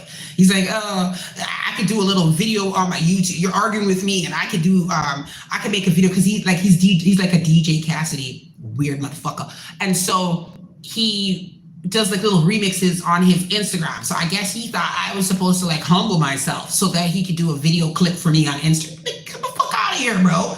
I don't care a damn who the hell you are. You're not about to disrespect me. You just told me I didn't have a hit. Now you're telling me that I must humble myself so that you could play my music on your fucking Instagram, bro. I said, buddy, I sent you the song the same way that I sent about 300 other DJs the song. If you play it, you play it. If you don't, you don't. There's no hard feelings. I'm not begging a damn person to play good music. That's a personal freaking choice. It is up to you if you want to decide that, yeah, I like this song. If you're going to wait until the song is a hit and then you want to play it, I don't know you at that point in time. You ever have those people like, oh, don't forget about me when you get to the top. I'm forgetting about you now. Don't worry about when I get to the top. Right about now, I don't remember your name at all, because what are you doing? Why you should be there at the top and I'm supposed to remember you when you ain't did shit for me at the bottom. Are you crazy? You can never forget your fucking right hand when it's swinging by your side. So therefore, if you guys are on my side every step of the way, you don't have to worry about me forgetting about you when you get to the top. I will forget you at the bottom. Fuck that shit. I'm forgetting you in the middle. I'm forgetting you in the corner, 3/4 of the way. I'm forgetting you when I get my Grammy. I'm gonna walk on stage and say, yo, shout out to me. Shout out to Alicia Cinnamon. Thank God. Thank my pitney and go home. That is it. Maybe the producer, maybe not, because a lot of times I'm the one producing my own goddamn beat. I will tell the producer, this is what I want, this is how I want it to sound, and pick all the instruments, and then I pay you and I take my stuff home. So when a producer comes to me with an actual ready-made beat, and I can say, all right, then I can be like, all right, this is a project that we're doing together. But so far, the majority of people that come to me, you come to me with a project, and then it's a beat that 75 other people are already on, right? Now I gotta compete against 75 other songs on top of 7,000 other songs or million songs that are already out there. I am telling people right here, right now, I don't like being a part of rhythms. I'm not a team player, okay? If you're sending me a beat, if we're doing a song, I want the beat for myself, because that is how money can be made. Whether I buy it from you or we 50-50 split it ourselves, so that when we put it out there, we can actually generate proper income. Because when you put it out there now, I'll give you a perfect example. I had a producer who tried to put somebody on a rhythm that I did after it's already been on Spotify, etc. You know who's collecting all the royalties for that person's song? Me. I'm collecting every time that song gets streamed or whatever, I get the money because it was already registered under my name. So I don't want to jump on nothing that somebody else has already put on Spotify or YouTube or whatever. And then every time that it gets picked up on the YouTube content ID or whatever, they get in a piece of the puzzle. I mean, a piece of the pie off of my shit. And they ain't been in the studio with me. They wasn't shooting with me at the gym. No. So whenever I do, hence, I'm on the Dirty Money rhythm. I never put it on Spotify or any of that shit. It's just on YouTube. I will send it to DJs. DJs can play it. You guys can listen to it, have a gay old time with it, whatever. If you want to rip it off YouTube, go ahead. But I'm not going to go and put it on Spotify and whatever. I can't get paid for that shit. I'm not getting any money off of that. And I'm not begging nobody to jump on the rhythm. So I just need to clarify that when people come to me and you say, like, because I got so many producers that want to work with me. And then I think a lot of y'all feel some type of ways when I say no, and it feels personal. It's like it has nothing to do with you. If I'm on a rhythm and I don't like 7 of the other artists that are on the rhythm, I don't want to be a part of it, like in any way, shape, or form, because now I got to be associated with those people for the rest of my life. So I don't want to do that. I need to know who's a part of it, because I've had people that were on rhythms with me or whatever, and then I blueprint the rhythm, and then the producer wants to go and take it to a bigger artist, and then it's like, yeah, now they don't want to put out my rhythm because my version, or not my rhythm, but my version, they don't want to put it out because I outshined the main artist that was supposed to be on the rhythm. So if you guys are sending me rhythms, please let it be an individual, you know what I mean? Or if you have a compilation that you're doing, I need to know who's a part of it, because again, sometimes my name is just carrying way more strength than the other people that are a part of it, and they get to reap the benefit of saying that they're on a project with Alicia Cinnamon, and I just don't want to do that. So I just wanted to clear that up, because I know some people are like, yo, let's da-da-da-da-da-da-da, and it's like, what is the game plan? And how are we actually going to do this? Because I can give anybody a hit. That's easy. It's always come down time when it's time to market it. It's either I'm pushing the track by myself, or I'm out here hyping up the producer and the engineer and this and that, and then they're out here giving my sound away to somebody else. So as you guys can see, I'm very, I don't know, maybe I'm autistic. I love doing shit by myself. And like I said, I got all the equipment that I need to record myself. I just don't know how to motherfucking do it. I'm lazy in that department. I will tell you, pick this instrument and da-da-da-da-da. I'm gonna learn it though. I got all the equipment, I'm gonna learn it. But that's the only thing that's really been holding me back so far, is having to actually enter a studio and say, okay, I'm gonna let somebody else record me. So what I would do is just bring a producer over to my space, make them record me, and I keep everything in-house at home. So with that being said, now, when I show dude all of this, sorry, kind of straight off topic. So when I show dude this, nigga, I don't need you, but you and your hits. Like, honestly, I make music for me. If I'm bored one day and I'm like, man, I want to hear this type of song, I'm gonna go make it for me. Like, I listen to music that I make music that I want to hear for myself. And if other people like it, that's a freaking blessing. But initially I started making music because be the change that you want to see. I didn't like what I was hearing out there. I didn't feel like anything matched. You know, when I'm doing my Sunday morning cleanings and stuff like that, I was like, hold on, let me make an album for me to clean my house to.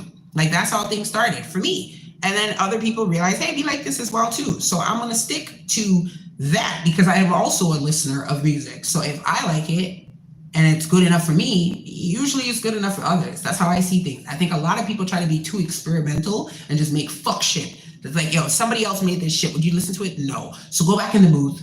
Not every song that you make is going to be good. Not every song that you make should get released. I got about 150 songs. There's so many songs. And this goes back to the beginning of today's topic, when this yamhead thought that I wrote a song about him, you clabbermouth clown. I have so many songs that if I were to release a song every week, like I used to write a song a day, I could literally release a song a week and I'd still have music till next year continuously. So some of these songs that I'm actually releasing, I wrote some of the best music I wrote when I was like 7 years old. You gotta get me moving and grooving. Like, I was going in. I don't know what I was talking about, but I had the best music when I was 7 years old because my mind was clear and free, and I didn't have no problems and no restrictions, no reservations. So some of those songs, I will go back into my little trusty box. I got like thousands of songs in my box, and I'll just go in the box and then remake it so that it sounds relevant to whatever you're in right about now. So if you weren't my boyfriend when I was 3 years old, 4, 5, 6, 7 years old, none of these songs are for you, okay? This little Tommy on the playground that broke my heart, that's who I'm writing about. Tommy got a whole wife right now and family and kids and shit. Tommy don't know the songs about him, but you from Orton Park is going to tell somebody I wrote a song about you. You irrelevant nobody really thinks Alicia Cinnamon has time to sit here and write a song about some nigga on Molly. Get out of here, man. Don't make me have to. I don't want to embarrass people for 2025. I'm not above it, but I don't want to embarrass people for 2025. So I just need people to stop overestimating your importance in my life, because I'm going to be dead ass. There's a lot of you people that hail me up in real life, and I have no idea who you are. I'll say hi back because I'm not a mean person. But, like, I don't know who a lot of you people are, period. I might remember your Facebook name because I'm really good at names, but I don't go on people's pages. Like, if whatever doesn't pop up in front of me, I don't see it because I'm not nosy, and I'm literally on social media just to promote myself. If I was not an artist, you would never see me on these platforms because they are nothing but detrimental to people's health. That's my personal thought process. So I try, like even on TikTok, the only person I'm following is myself. I try not to follow anybody else back because I will get distracted in this rabbit hole and start fighting. Like, I don't want to know what people are up to. If your page is private, I'm not going to send a friend request because you obviously don't want me to know what you're doing. I like to keep it like that. My interactions, they're real. If I'd rather have my friends be real in real life. Come up to me the same way you chop me. Come up to me and be like, hey, let's be friends. And then maybe we can be friends from there. But in terms of like social media and all that stuff or whatever, this is really, as you can see, on both YouTube. Right now, it's they changed the rules, so I gotta get 4,000 watch hours. So we're monetizing YouTube. My Facebook is monetized. My Instagram is monetized. My TikTok is monetized. Everything I do is monetized, right? So that's who I am. This tea is making me gassy. That's who I am, and that's what Alicia Cinnamon is on social media for. So for me to be out here. And I think Facebook needs to change the words of friends. Not everybody is your friend. There are a lot of people that are here that are just surveillances, waiting to see if I'm going to crash and tumble. And I may trip, but you'll never see me fall. I'm always get back up. So I just feel like for 2025, people need to find new hobbies. Sorry, I strayed off topic. So yes, go back to the dude. So basically now he's telling me he's coming to Canada.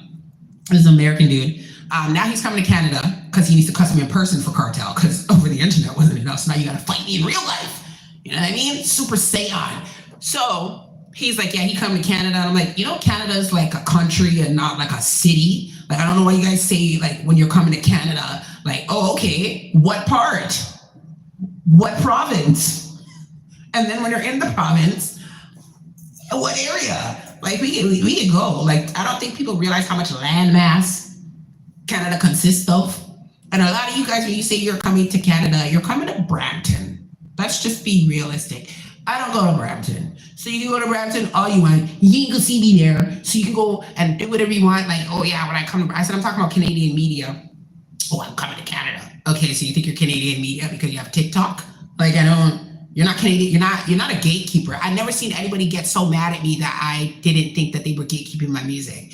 And I'm just like, bro, again, this is overestimating your importance in people's lives. I don't care if you make videos and you're a DJ on Instagram. I sent over 100 DJs the same damn song. Who likes it, plays it.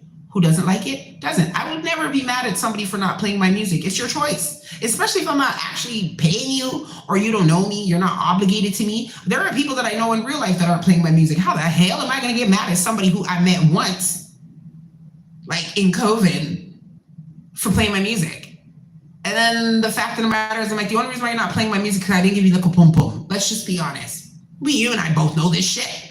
That's all that it boils down to. So I'm like, I know I'm not willing to give up the pumps. I already know who's going to play my music and who's not going to play my music. I'm gonna still send it to you. Hey, you might like it one day. But I already know how things go, especially when it comes to Jamaican DJs, bro. There's very few Jamaican DJs that are just going to play a female artist because the song is actually good. 99% of the Jamaican DJs that are playing females, it's either they got pum-pum from them or they want pum-pum from them. It's very, very rare that they're just playing it because the song is a hit. Majority of the Jamaican DJs would prefer to dick ride other males. There's a weird, I don't know how to explain it, but there's a very weird, almost homoerotic type of energy that nobody wants to talk about in the dancehall community, where it is so hyper masculine to the point where it is gay. Like, niggas will literally push females off the stage so that they could go dick ride an ex-man. It's weird. Like, I've had people push me out the way so that they can go see like Nesbeth or whatever. And it's like, I'm not saying I'm not a fan of his too, but really, guy, you're gonna push me off the stage? You couldn't just like easily, swing, gradually walk past. So yeah, I'm already aware of that a lot of dudes do things just to impress other men. Again, TV lied to us thinking that guys do stuff to impress females. No, they don't. At least not in our community. It's to impress other men. So I'm aware of that. If you play my music, again, it's a blessing. Right about now, I'm just going to take over the podcast world and get my watch hours, get my stuff up, and do what I need to do. Shout out to the people on YouTube that are still here. What are we going? An hour and 29 minutes. We started, I think at our peak point, we had about 400 people. Right? So like I said, there's about 400 people that know about some of you losers in Toronto today. I hope y'all get it together tomorrow. Don't do that shit again. You can get mad at me for this podcast, or you can do better. But for you to reiterate, any man that feels like he's gonna come and try to bully me in 2025, press me or any of that stuff, and you try to gunman talks or any of those things, like, I'm calling the police first of all. Like, this is what we're doing I'm a grown ass woman. I am not in these streets. I am not a thug. If you threaten me and I feel fit to do it with enough evidence, I will call the police and let them deal with your motherfucking ass. Point blank, period. Because if you got a gun, we don't have the rights to bear arm in Canada, so you're not supposed to have a gun in the first freaking place. So if you have a gun and you're comfortable enough to wave that shit around for no reason, because if I have a gun, the only time I'm taking it out, like what I love, especially being about in Atlanta and being around like real niggas, is the men that I'm around is like, there's a rule. The only time you take out your gun is when you're gonna use it. The only time you even let people know you have it on you is when you need to use it. Anybody who's out here just willy-nilly flashing their guns and shit around and blah, blah, blah, you're not a bad man. You're a waste you. Period. And those are the type of niggas that will accidentally shoot themselves in the balls. Like, just doing some dumb shit because you probably don't even have the safety on. You probably don't have a clip to put it in, or what do you call it, a holder. Like, it's just in your pockets, willy-nilly.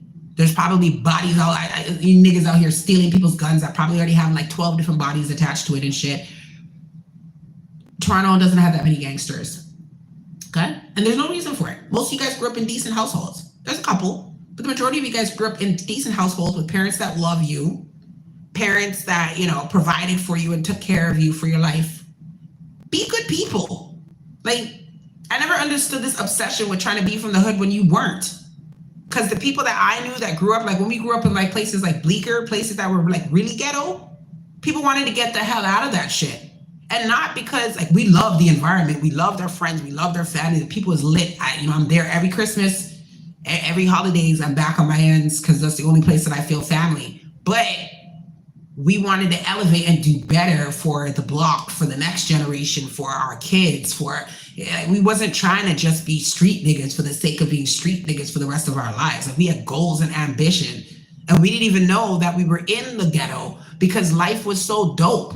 We were happy and shit. Like, we were doing festivals and we were community oriented, and we like, you could stay outside till 5, 6 o'clock in the morning because everybody was watching out for people's kids. Nowadays, you got to worry about, this person don't really like so-and-so and such and such. So watch your kid around them because you don't know if they're going to come for your kid. Like, I didn't grow up in that type of environment. I can't even say it's the times, it's the area. And there's a lot of people you can tell who grew up in the hood, and then people who just are ghetto. There's a major freaking difference. And it has nothing to do, ghetto has no cost, no value, no price, no bank account, nothing. There's a lot of ghetto people that live in bougie places and just have a disgustingly ghetto ass mentality. So let's see what I can wrap up here with. So we got Ditties of the Six, so that talking about real niggas right about now, I want to just give a shout out to one of the realists. His name is Jay Wise. He is an artist from Toronto, a veteran artist from Toronto. He actually started off as he was a rapper, a radio host, and he was on G98 when it was actually G98. And Jay Wise is a very talented rapper. When I tap into my rapping mode, it's Jay Wise who I emulate. I remember when I actually wrote Groupie Love, when this clown thought Groupie Love was for him. This is how deep the song was. This is before I even knew who this idiot was. But when I wrote Groupie Love, I was actually in the studio. The beat is by Colors Brown. And I was in the studio and we did a challenge. It was me, Jay Wise, MC New Breed. Who was else on it? Me, Jay Wise, MC New Breed, Colors Brown did the hook. And yeah, not the hook, sorry, he made the beat. So we all had like a writer's challenge. And the challenge was like to see like, you know, who can finish our verse first. So I finished my verse. And these guys are like, say word, because I love like working with them because they push me to my limit. But what I love about them is that they acknowledge how talented I am. Like they'll literally be like, yo, you know, sometimes like you're better than us. And I love that level of humility because I'm a singer. So when I rap, I don't rap often, just because it's not the persona that I want from me, but I'm good at it because I got a hot ass mouth. So I don't know that. So when I'm angry, I rap. And so I wrote the song in a nanosecond and they were like, yo, this is lit. And they had to go back and they had to redo their verses. So we were all like, okay, because we're all talking about, even though the crazy part is because we never told each other what we were going to write about. We just decided to write it. And when we were done, we were all basically talking about the same shit, which was haters. So I was like, that is so cool. So we all kind of individually have our own track. That's one rhythm that I didn't mind being a part of because we were there together. We were all brethren. It was supposed to be a song. And they were like, how about we space it out and just have our own rhythm, right? And so I completed mine. I believe Jay Wise completed his. The one other artist, I don't think he completed his. But yeah, Jay Wise is somebody who pushes me. Like, and we push each other. And I love, like, he'll have no, like, he always tells me, like, yo, if you were a dude, you would have dominated the city a long time ago. Like, nobody would be able to talk to you. Like, people are legitimately afraid of you. And I don't say that in a way where it's like, haha, it's funny. To me, it's like, the only people that should be afraid of me are people that are bad-minded. Because that means you know that I can smell you from a mile away and whatever bullshit you're trying to do, you're not going to get away with it. So, but what I love about him is Jay Wise is a legend. You know, he needs to be brought up in the topic of conversations. That song is just audacity for me to put on a song talking about legends and not include Jay Wise's name. You're a hater, bro. Straight up. So Jay Wise is one of the legends. And I'm just going to share a story with him. The difference between like the legends and then just people who have been in the game for a long time. So I look at, there's two stories that I'm going to share. The first one was when I first met Maestro, Fresh West. When I first met him, I was pregnant and I was a teen mom. I was a teenager and I was pregnant and they were opening up a library or like a game, what is it? Like a community center in Bridlewood Mall. And my homegirl was like, yo, you need to check out, like Maestro's here. We're all excited that Maestro's there, but Maestro's just guaning. I didn't realize Maestro was from like Chesterley or Duce or whatever. So I guess that's why he was there. But he was just guaning with this uppity attitude, like he was just better than everybody there. And it's like, this is an inner city project, like, you know what I mean? And it's coming like, he's too good for the block. And it's like, isn't like this where you came from? So my homegirl goes to him and she says, yo, my friend here, she could really, really sing. You should listen to her. So I'm not expecting her to pitch me to Maestro. And again, being a young pregnant teen, I was feeling, you know, a little uncomfortable because back then, you know, we didn't have 16 and pregnant. Being a teen mom was not cool. So I was feeling a little bit insecure. So when he's like, all right, sing for me. So I was like, hey, what song do you want me to sing? He's like, oh, I don't know. That's not for me to decide. It's up to you to tell. Like, you know, I'm not the one that needs to impress me. And his attitude was just so stank. I was like, you know, I'm good on it. I don't need to sing. I'm all right. Because in my head, I'm like, I don't give a fuck about singing right now. I'm worried about giving birth, nigga. I don't give a fuck about impressing you right now. And the fact that I'm like, so attitude-y. Like, so that was my first impression with him. Years later, I was at the flea market and this dude was following us around the flea market. And I remember leaving and saying to my homegirl, like, yo, why was that guy following us around the flea market? I swear it was like a dude that used to chop me. Didn't know it was Maestro. It was like maybe several weeks later, you know, when you're just sleeping and you're like, oh shit, You just wake up, like it clicks to you. I'm like, oh fuck. Why did he say something? What the freak was he just following us around the flea market trying to be seen? That was weird. So then the third encounter I had is when he was performing somewhere and he was asking everybody, oh, who you here to see? Because he was one of the performers and he wanted us all to say his name. And I'm like, what the, like, you're not supposed to beg for your flowers. They're just supposed to be handed to you. Like, that is so weird, right? So then all of a sudden, he started dropping tunes off the Strike the Police Cinnamon, got his name back in the game, and voila, he's a legend, right? All right, if you guys want to know the details, the meat and potatoes for that, go watch last week's Sipping Tea with Cinnamon. So then, when I meet JWise I met when I was in high school. Same shit, teen mom, pregnant. No, I had my son at this point in time. So I said to him, how do I get my stuff on the radio? Because he was a radio personality. And he's like, oh, just email me, blah, blah, blah. So I emailed him, never got a response from him. Didn't really expect it. I didn't even know what I was doing at the time. Years later, I was telling somebody that story and I said it as a joke. I'm like, yo, I remember when he came to our school and da-da-da. I'm like, I got a bone to pick with him. Oh, now he never told me how to get my music on radio. Somebody told him that story in a way where they were trying to, like, I guess, cause mix-up or problems or whatever the case may be. And what ended up happening was JWise hit me up and he asked me to come into the studio. And he said, yo, somebody told me a little story about you, blah, blah, blah. And I was like, oh my God. Like, first of all, because I know that person is just straight mix up. That person loves to mix you up in any way, shape, or form they can. So I'm like, that person didn't tell you the story like in a way that I told it, like a, you know what I mean? Like a fond memory. They told you to cause problems. He's like, yeah, but it made me feel some type of ways because I was like, yo, like, the fact that this girl remembered that. He's like, I don't remember that shit. I remember coming to your school. I don't remember talking to you or any of that stuff. So he's like, if I said I was going to do something, I'm going to do it. And he and I have been collaborating, whatever you want to call it. We have worked on projects ever since. This was maybe 2019-ish. We have worked on multiple projects. He's put me in his music videos. I can call him if I'm doing open mics and say, yo, I need a strength for an artist to come through. He will come through. If I need him to jump on a track, if I just need somebody to talk to about some bullshit that I'm going through, anything. Like, that to me is a legend. Because he didn't have to do any of that. He could be like, yo, why is this bitch even talking my name and blah, blah, blah. He could have just laughed it off, whatever the case may be. The fact that he called me into the studio and said, yo, I made a promise to you like 20 years ago. All right, let me act upon that. Hold on, lips getting a little crusted. That is a legend. And those are the type of people that I aspire to be like. Those are the type of people that I try to emulate and try to be like. Like, if I told you I'm gonna do something and maybe I got caught up and life get caught up, or maybe I didn't think you were that serious, and somehow I find out like, yeah, that actually was impactful to that person's life, or that person genuinely looked up to me. That is why I'm the type of person that I am, where I'm always trying to put other people on, because I had people that paid it forward to me. So I look at it like, and JWise is one of the humblest people on the face of the planet. You will never see him begging for his flowers. He never cusses the young generation, oh, why you don't do this, and why you don't do that, and blah, blah, blah. You will never, ever, ever see him out here trying to tell you all that he's done for the industry. And like I said, he started off on G when G was G. He will never, ever, ever toot his own horn. And to me, that is legendary.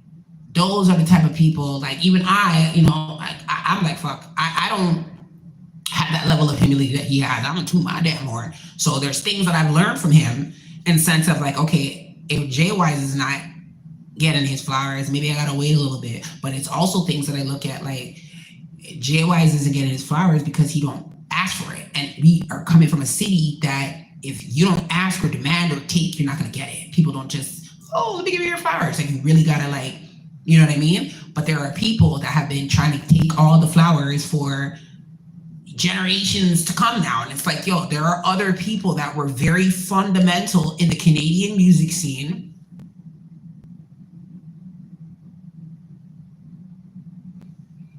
Aside from the same 5 or 6 people that you hear over and over again. And JWise is from Antigua, so shout out to my Somali people. Big up, you don't already know.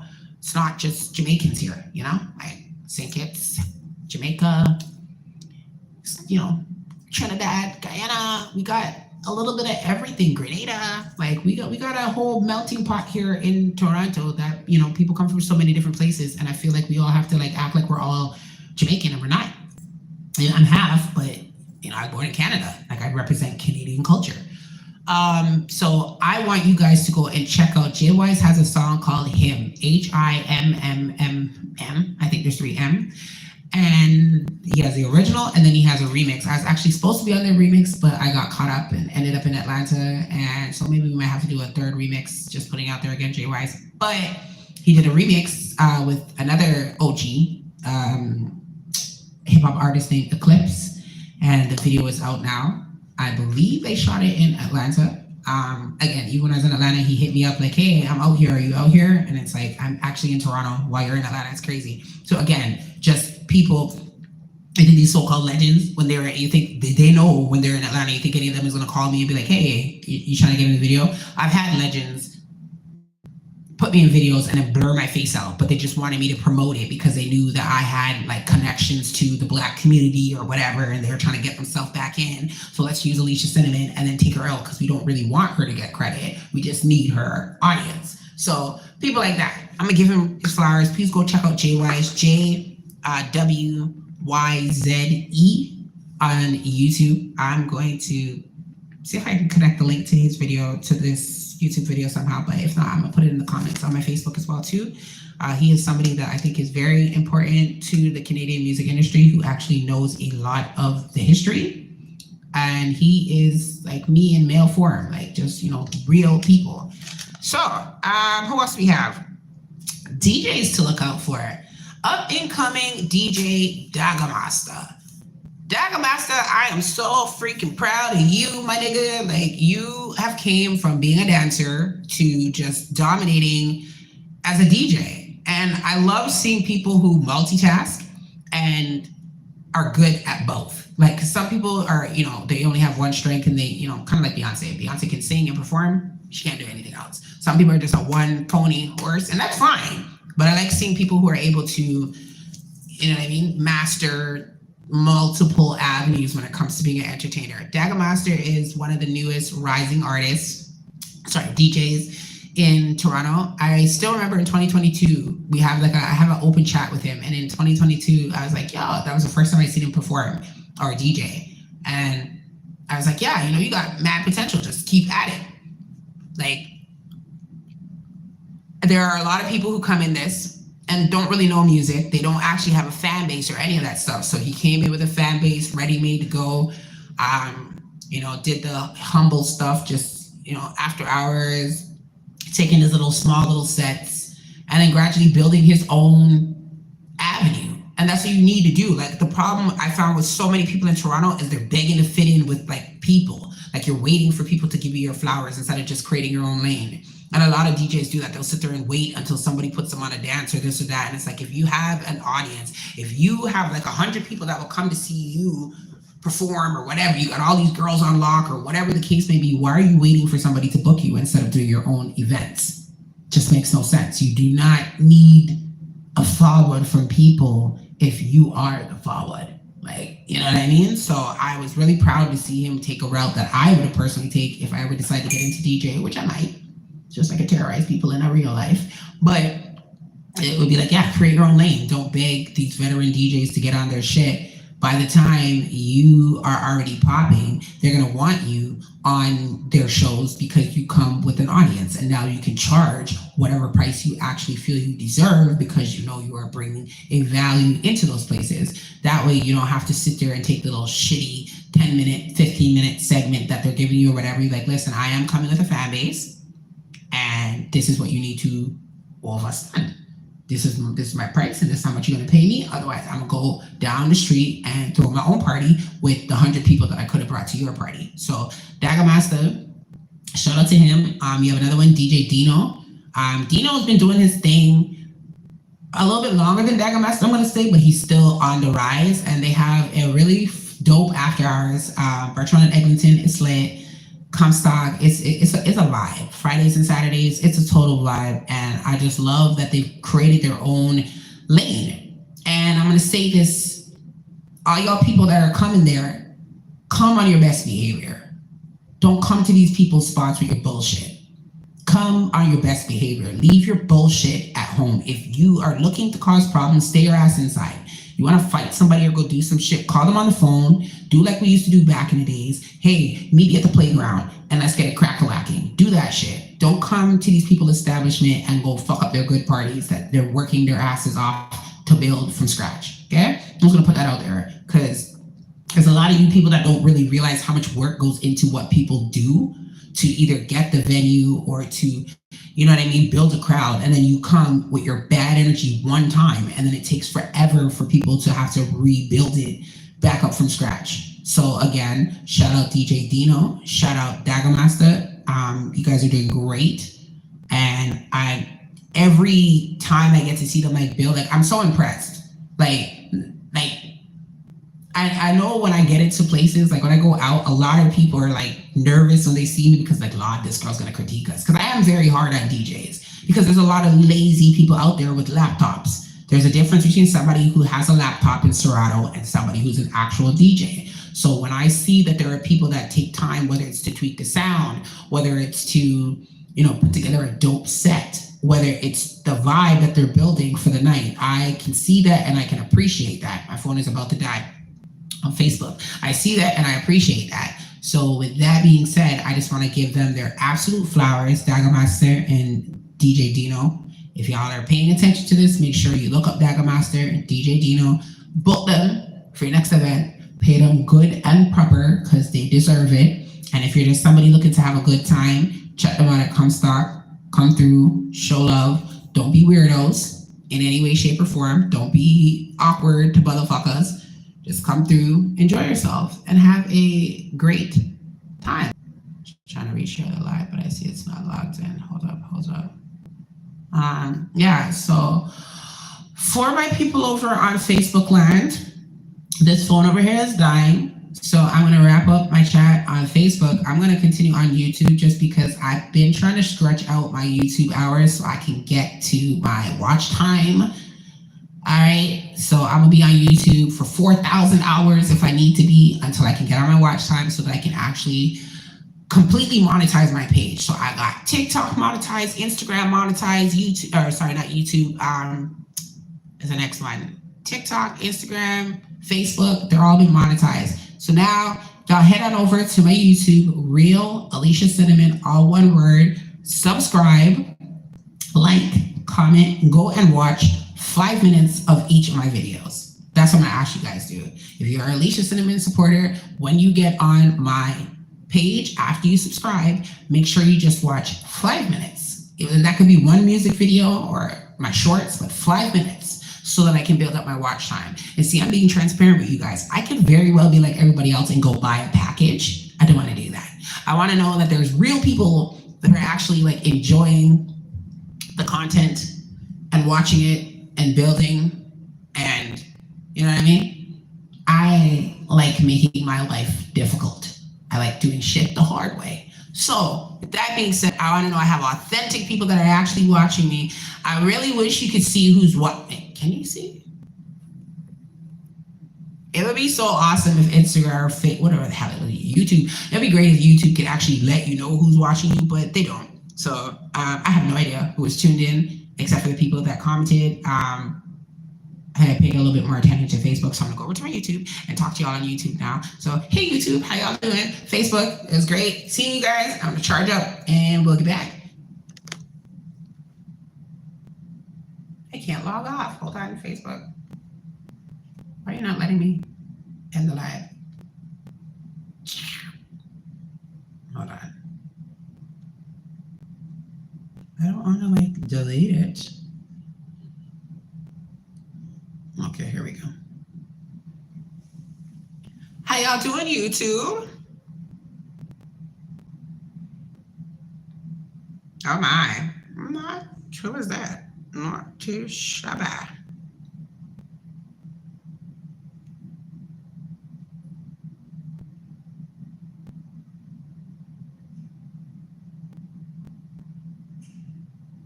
Cool. All right, guys. So, how you doing out there in YouTube land? I'm going to charge up this phone, and we are going to get back into the second half of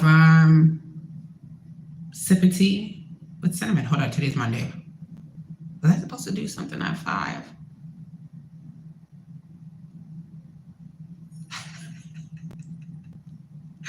All right. So we're gonna get into the second half. Hold on. Let me just let's get this reloaded. Get it back up. I want to get you guys some music to be played in the background. So earlier I was telling y'all about a song that this person thought was for them. Not really sure why, but this is the song, the infamous song that we have been speaking about that y'all probably haven't heard. And I'm going to play it for you while I just pull up some of my new topics for later on, for the second half. So this song right here is called Groupie Love, dedicated to all the groupies out there. Holla! The worst thing you could ever do is fuck with a groupie. Okay, relate.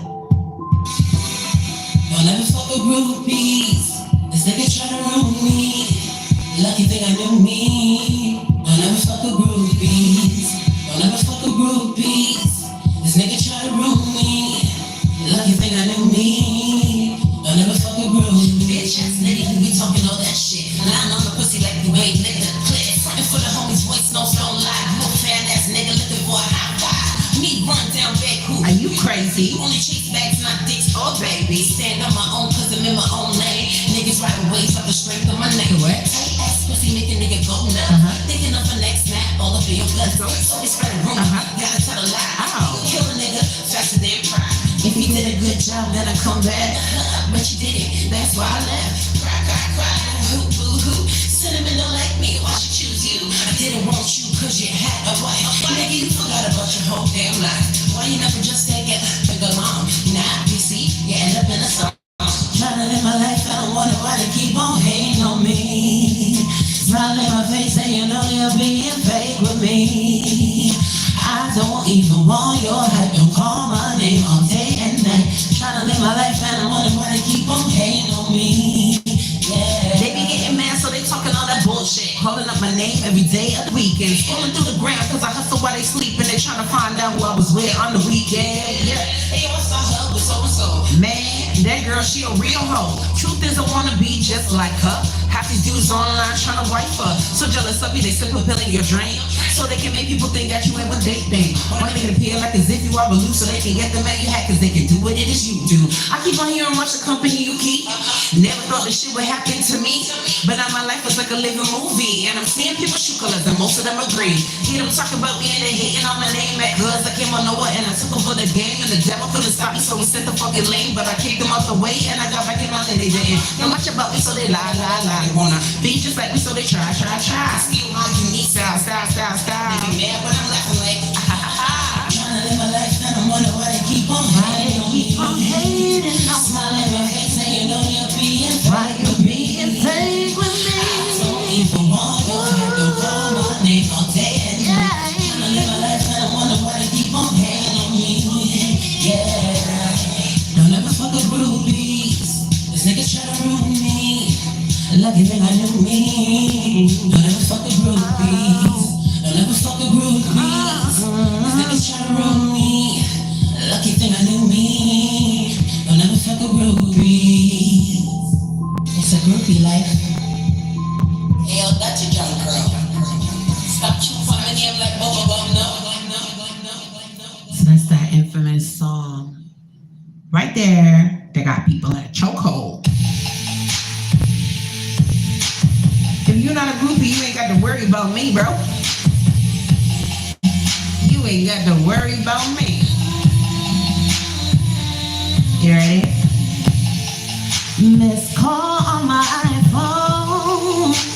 Oh, I know I'm wrong, but you messed up first. While you bring on the words, you must think I'm stupid. Yeah, you must think I'm lying, running around like you did, and now you're running out of time. It's time for me to wake up.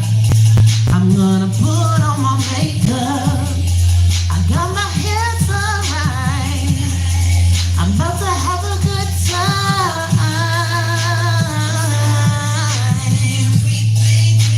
I'm so tired.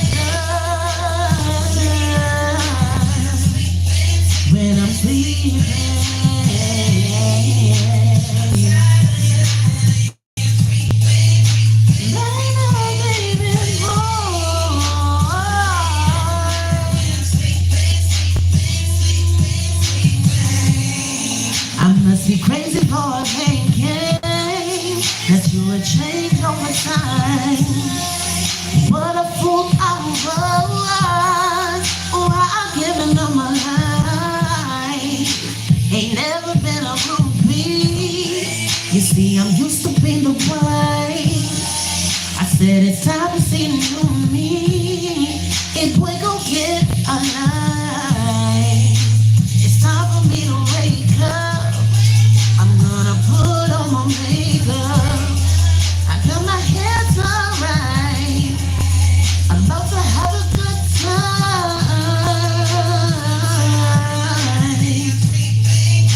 I'm so tired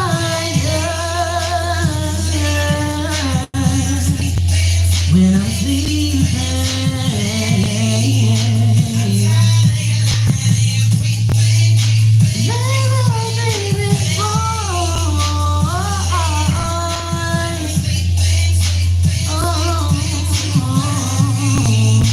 Tonight I'm going all the way,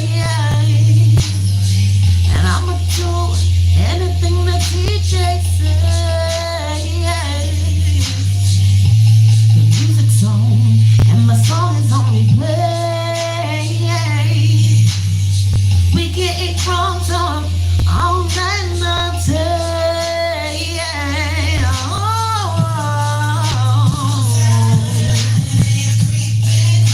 I'm so tired when I'm sleeping.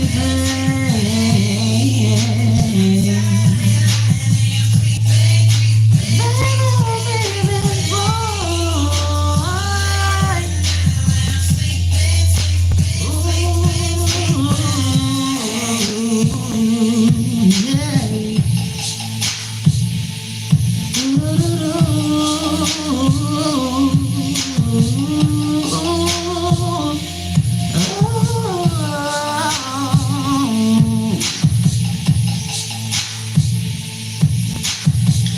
That song right there is called iPhone, and yeah,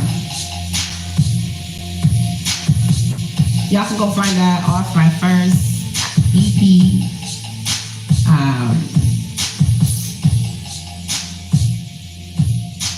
Queen of the North. It's a vibe all the time.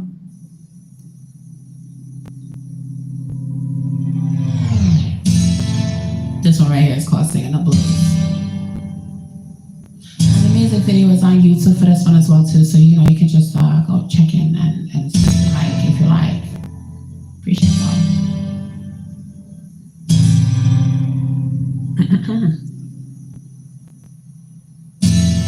Been worrying all day and waiting for you to call. I've been feeling away. I gotta know if it's true at all. You say I'm crazy, but I can't seem to shake what I feel inside. You say you love me, but love don't seem to live behind these walls. You got me singing the blues. Singing the blues. You got me singing the blues. Singing the blues over you. Where did we go wrong? I thought we were cool all this time. You're the reason for this song. Your love has me going out of my mind. You say I'm crazy, but I can't seem to shake what I feel inside. You say you love me, but love don't seem to live behind these walls.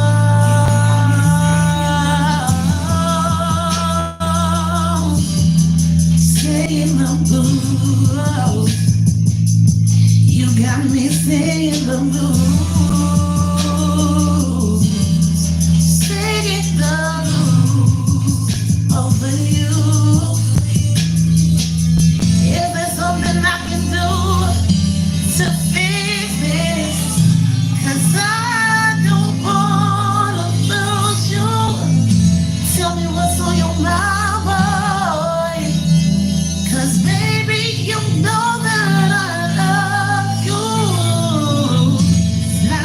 easy to just let you go.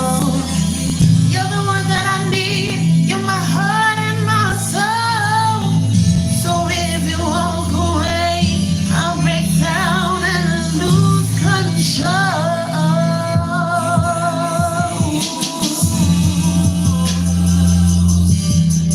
Saying the blues. You got me saying the blues. Singing the blues over you. I've been crying, waiting all day long for you. That track right there is called Singing the Blues. And yeah, I hope y'all enjoy it.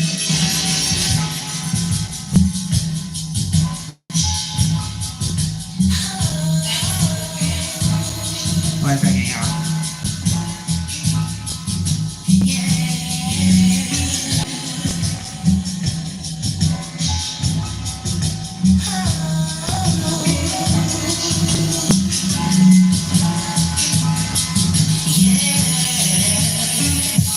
Boy, you with your girlfriend, baby, and I nearly lost my mind.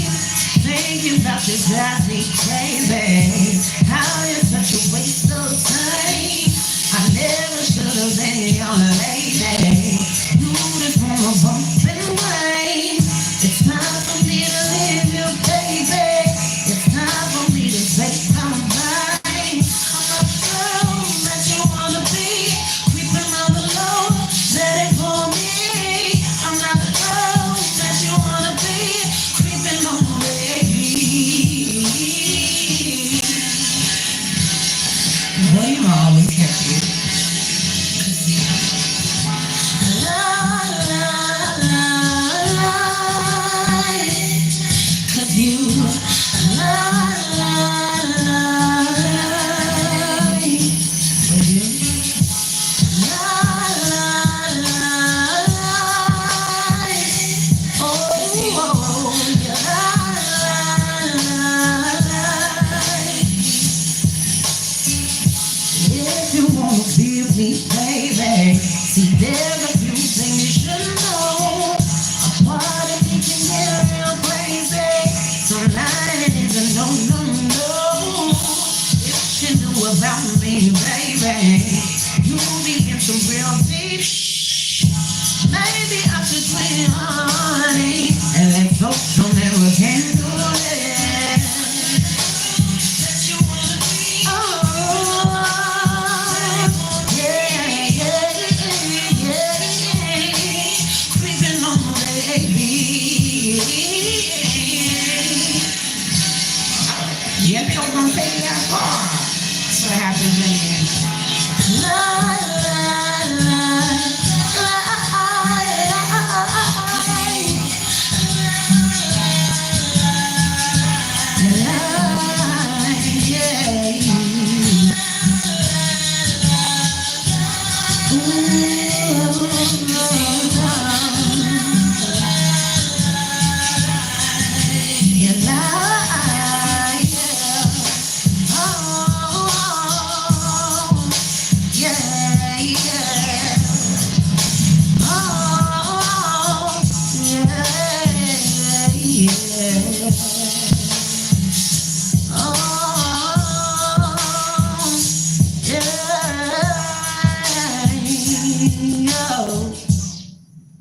That track right there is called Lively, and that's actually off my first mixtape. You know, I think it's actually available on Spotify. I'm gonna put that song out there for y'all.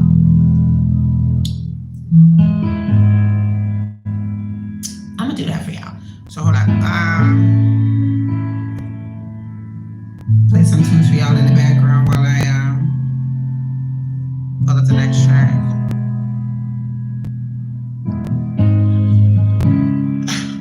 All these apps are just stupid. How do I exit this?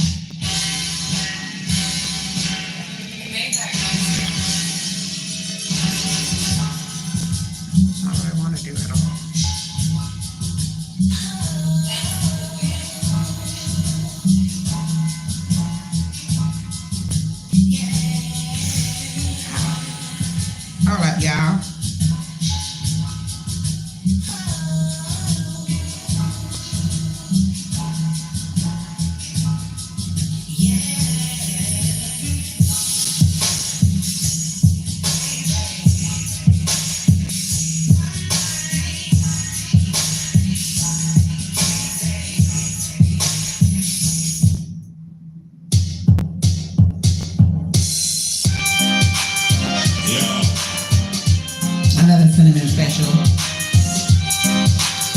dancehall fans out there.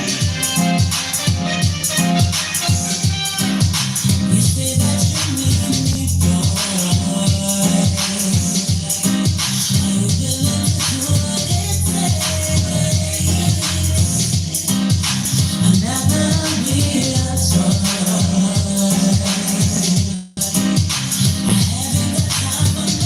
Taking a little music break, y'all. Enjoy the vibe.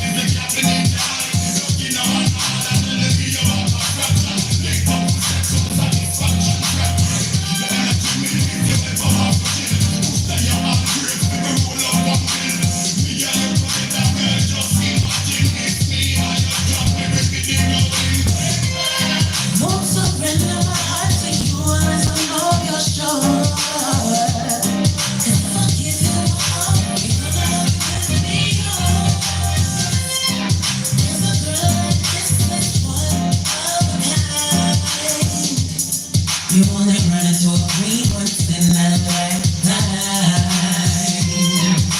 You say that you need me, boy.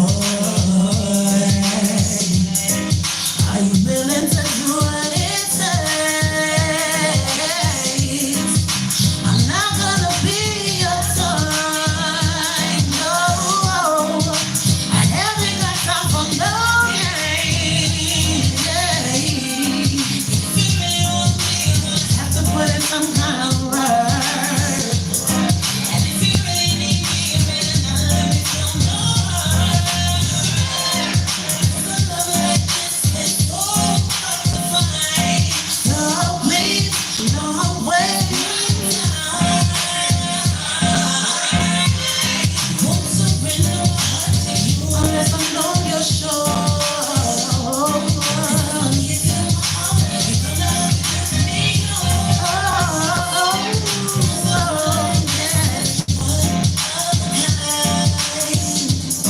You only run into a queen once in a lifetime.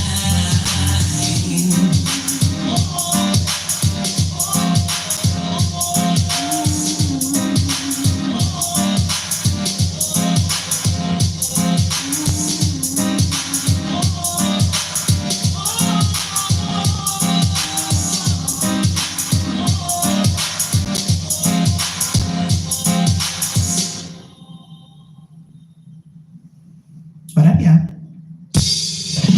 It's your girl, Alicia Cinnamon, aka Toronto's favorite spice.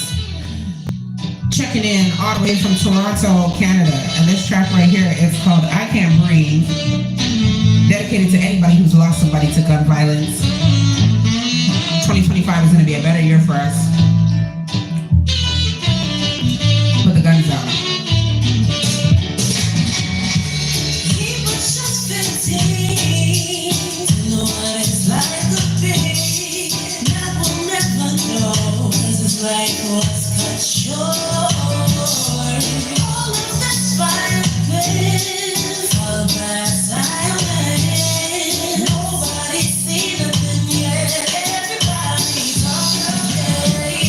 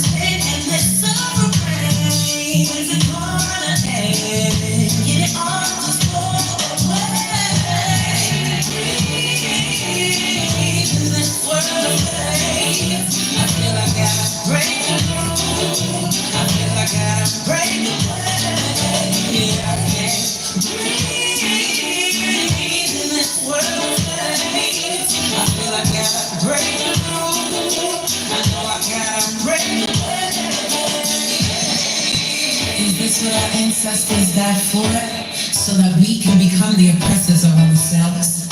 All this hatred among us has gotta end. Remember, you come from kings and queens. Show your wealth. Young men, respect your bodies as well as your mind. Young men, it's not a weakness to be kind. You only live once, so live it wise. Your time will come when you have to answer to the Most High.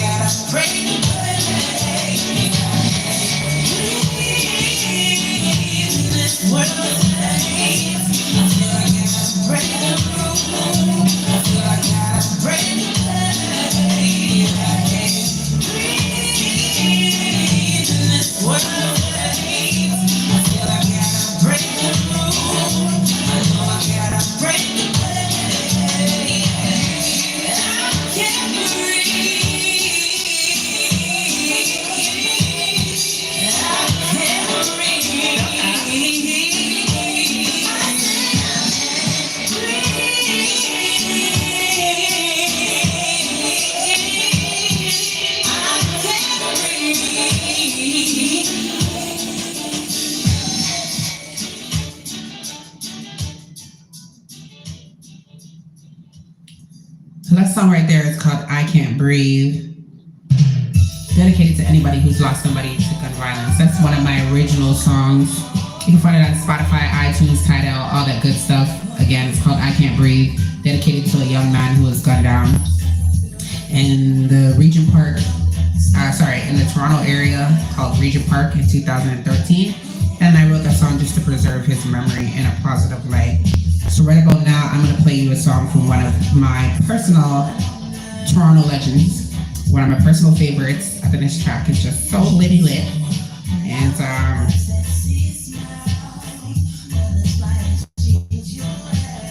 see.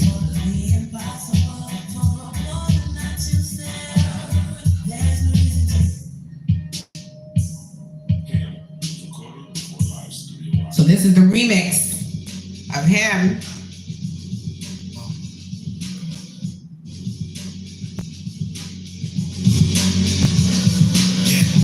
Shout out JY. There's a video right there. Go check it out on YouTube, y'all.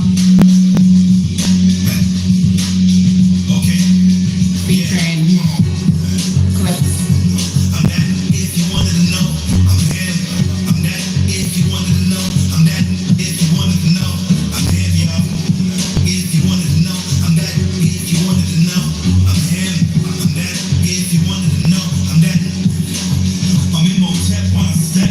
My DNA the cure and the threat. Embodiment of pure intellect. Resonate emphatic. This is strong talk. Expand infinite. My thoughts are non-finite. My thoughts are non-stop. I'm him. Like Selassie when the bomb drop. Flying he shift your brain like it was on bop. Noise your baby. When I want a long talk. My big super bop. Noise your baby. When I want a long talk. My big super. Came from a strong side. Blockchain can't bump pop. Stepping on 2 by 2. You in the wrong flock. Out here making changes like a pawn shop. Energetic, magnetic. I got it non-stop. Angel numbers run and repeat. This it in palm clock. Stepping out. Talks on my feet. Watch how the dog walk. Holding hands with Jill Scott. We took a long walk. My big gal can't help me, boy. He made the song stop. That niggas if you wanted to know. I'm black niggas if you wanted to know. I'm him, yo. I'm that niggas if you wanted to know. I'm black niggas if you wanted to know. I'm him. I'm black niggas if you wanted to know. I'm that niggas if you wanted to know. I'm him, yo. Black niggas if you wanted to know. I'm that niggas if you wanted to know. I'm him.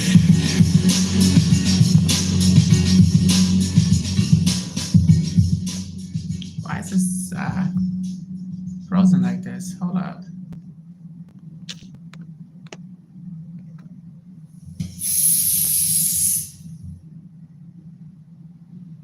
Why is this frozen? Hold up. Can y'all see me moving or not? This is not working. Took too long. Message from a child. All right. I don't like how this is frozen. All right, y'all. So the live has frozen right about now. So I'm going to log off of this and log back on. So make sure you guys come back and join me. The second or third segment, I should say, of this is definitely going to be, I'm gonna just play y'all some of my favorite songs right about now. Let me go from, yeah, let me see if it is still frozen for y'all, because this is just crazy. Should be working by now. Says I'm live. Should be working by now. Yeah, so it's frozen completely. So I'm going to, I don't know why we're frozen right about now, y'all. So I'm gonna log off this and come back to YouTube. So join me back on YouTube land, because yeah, it's frozen. Silly Billy. Bye guys, I'll be back. Make sure you like this video and come back and check it, because we really got into some meat and potatoes. Holla.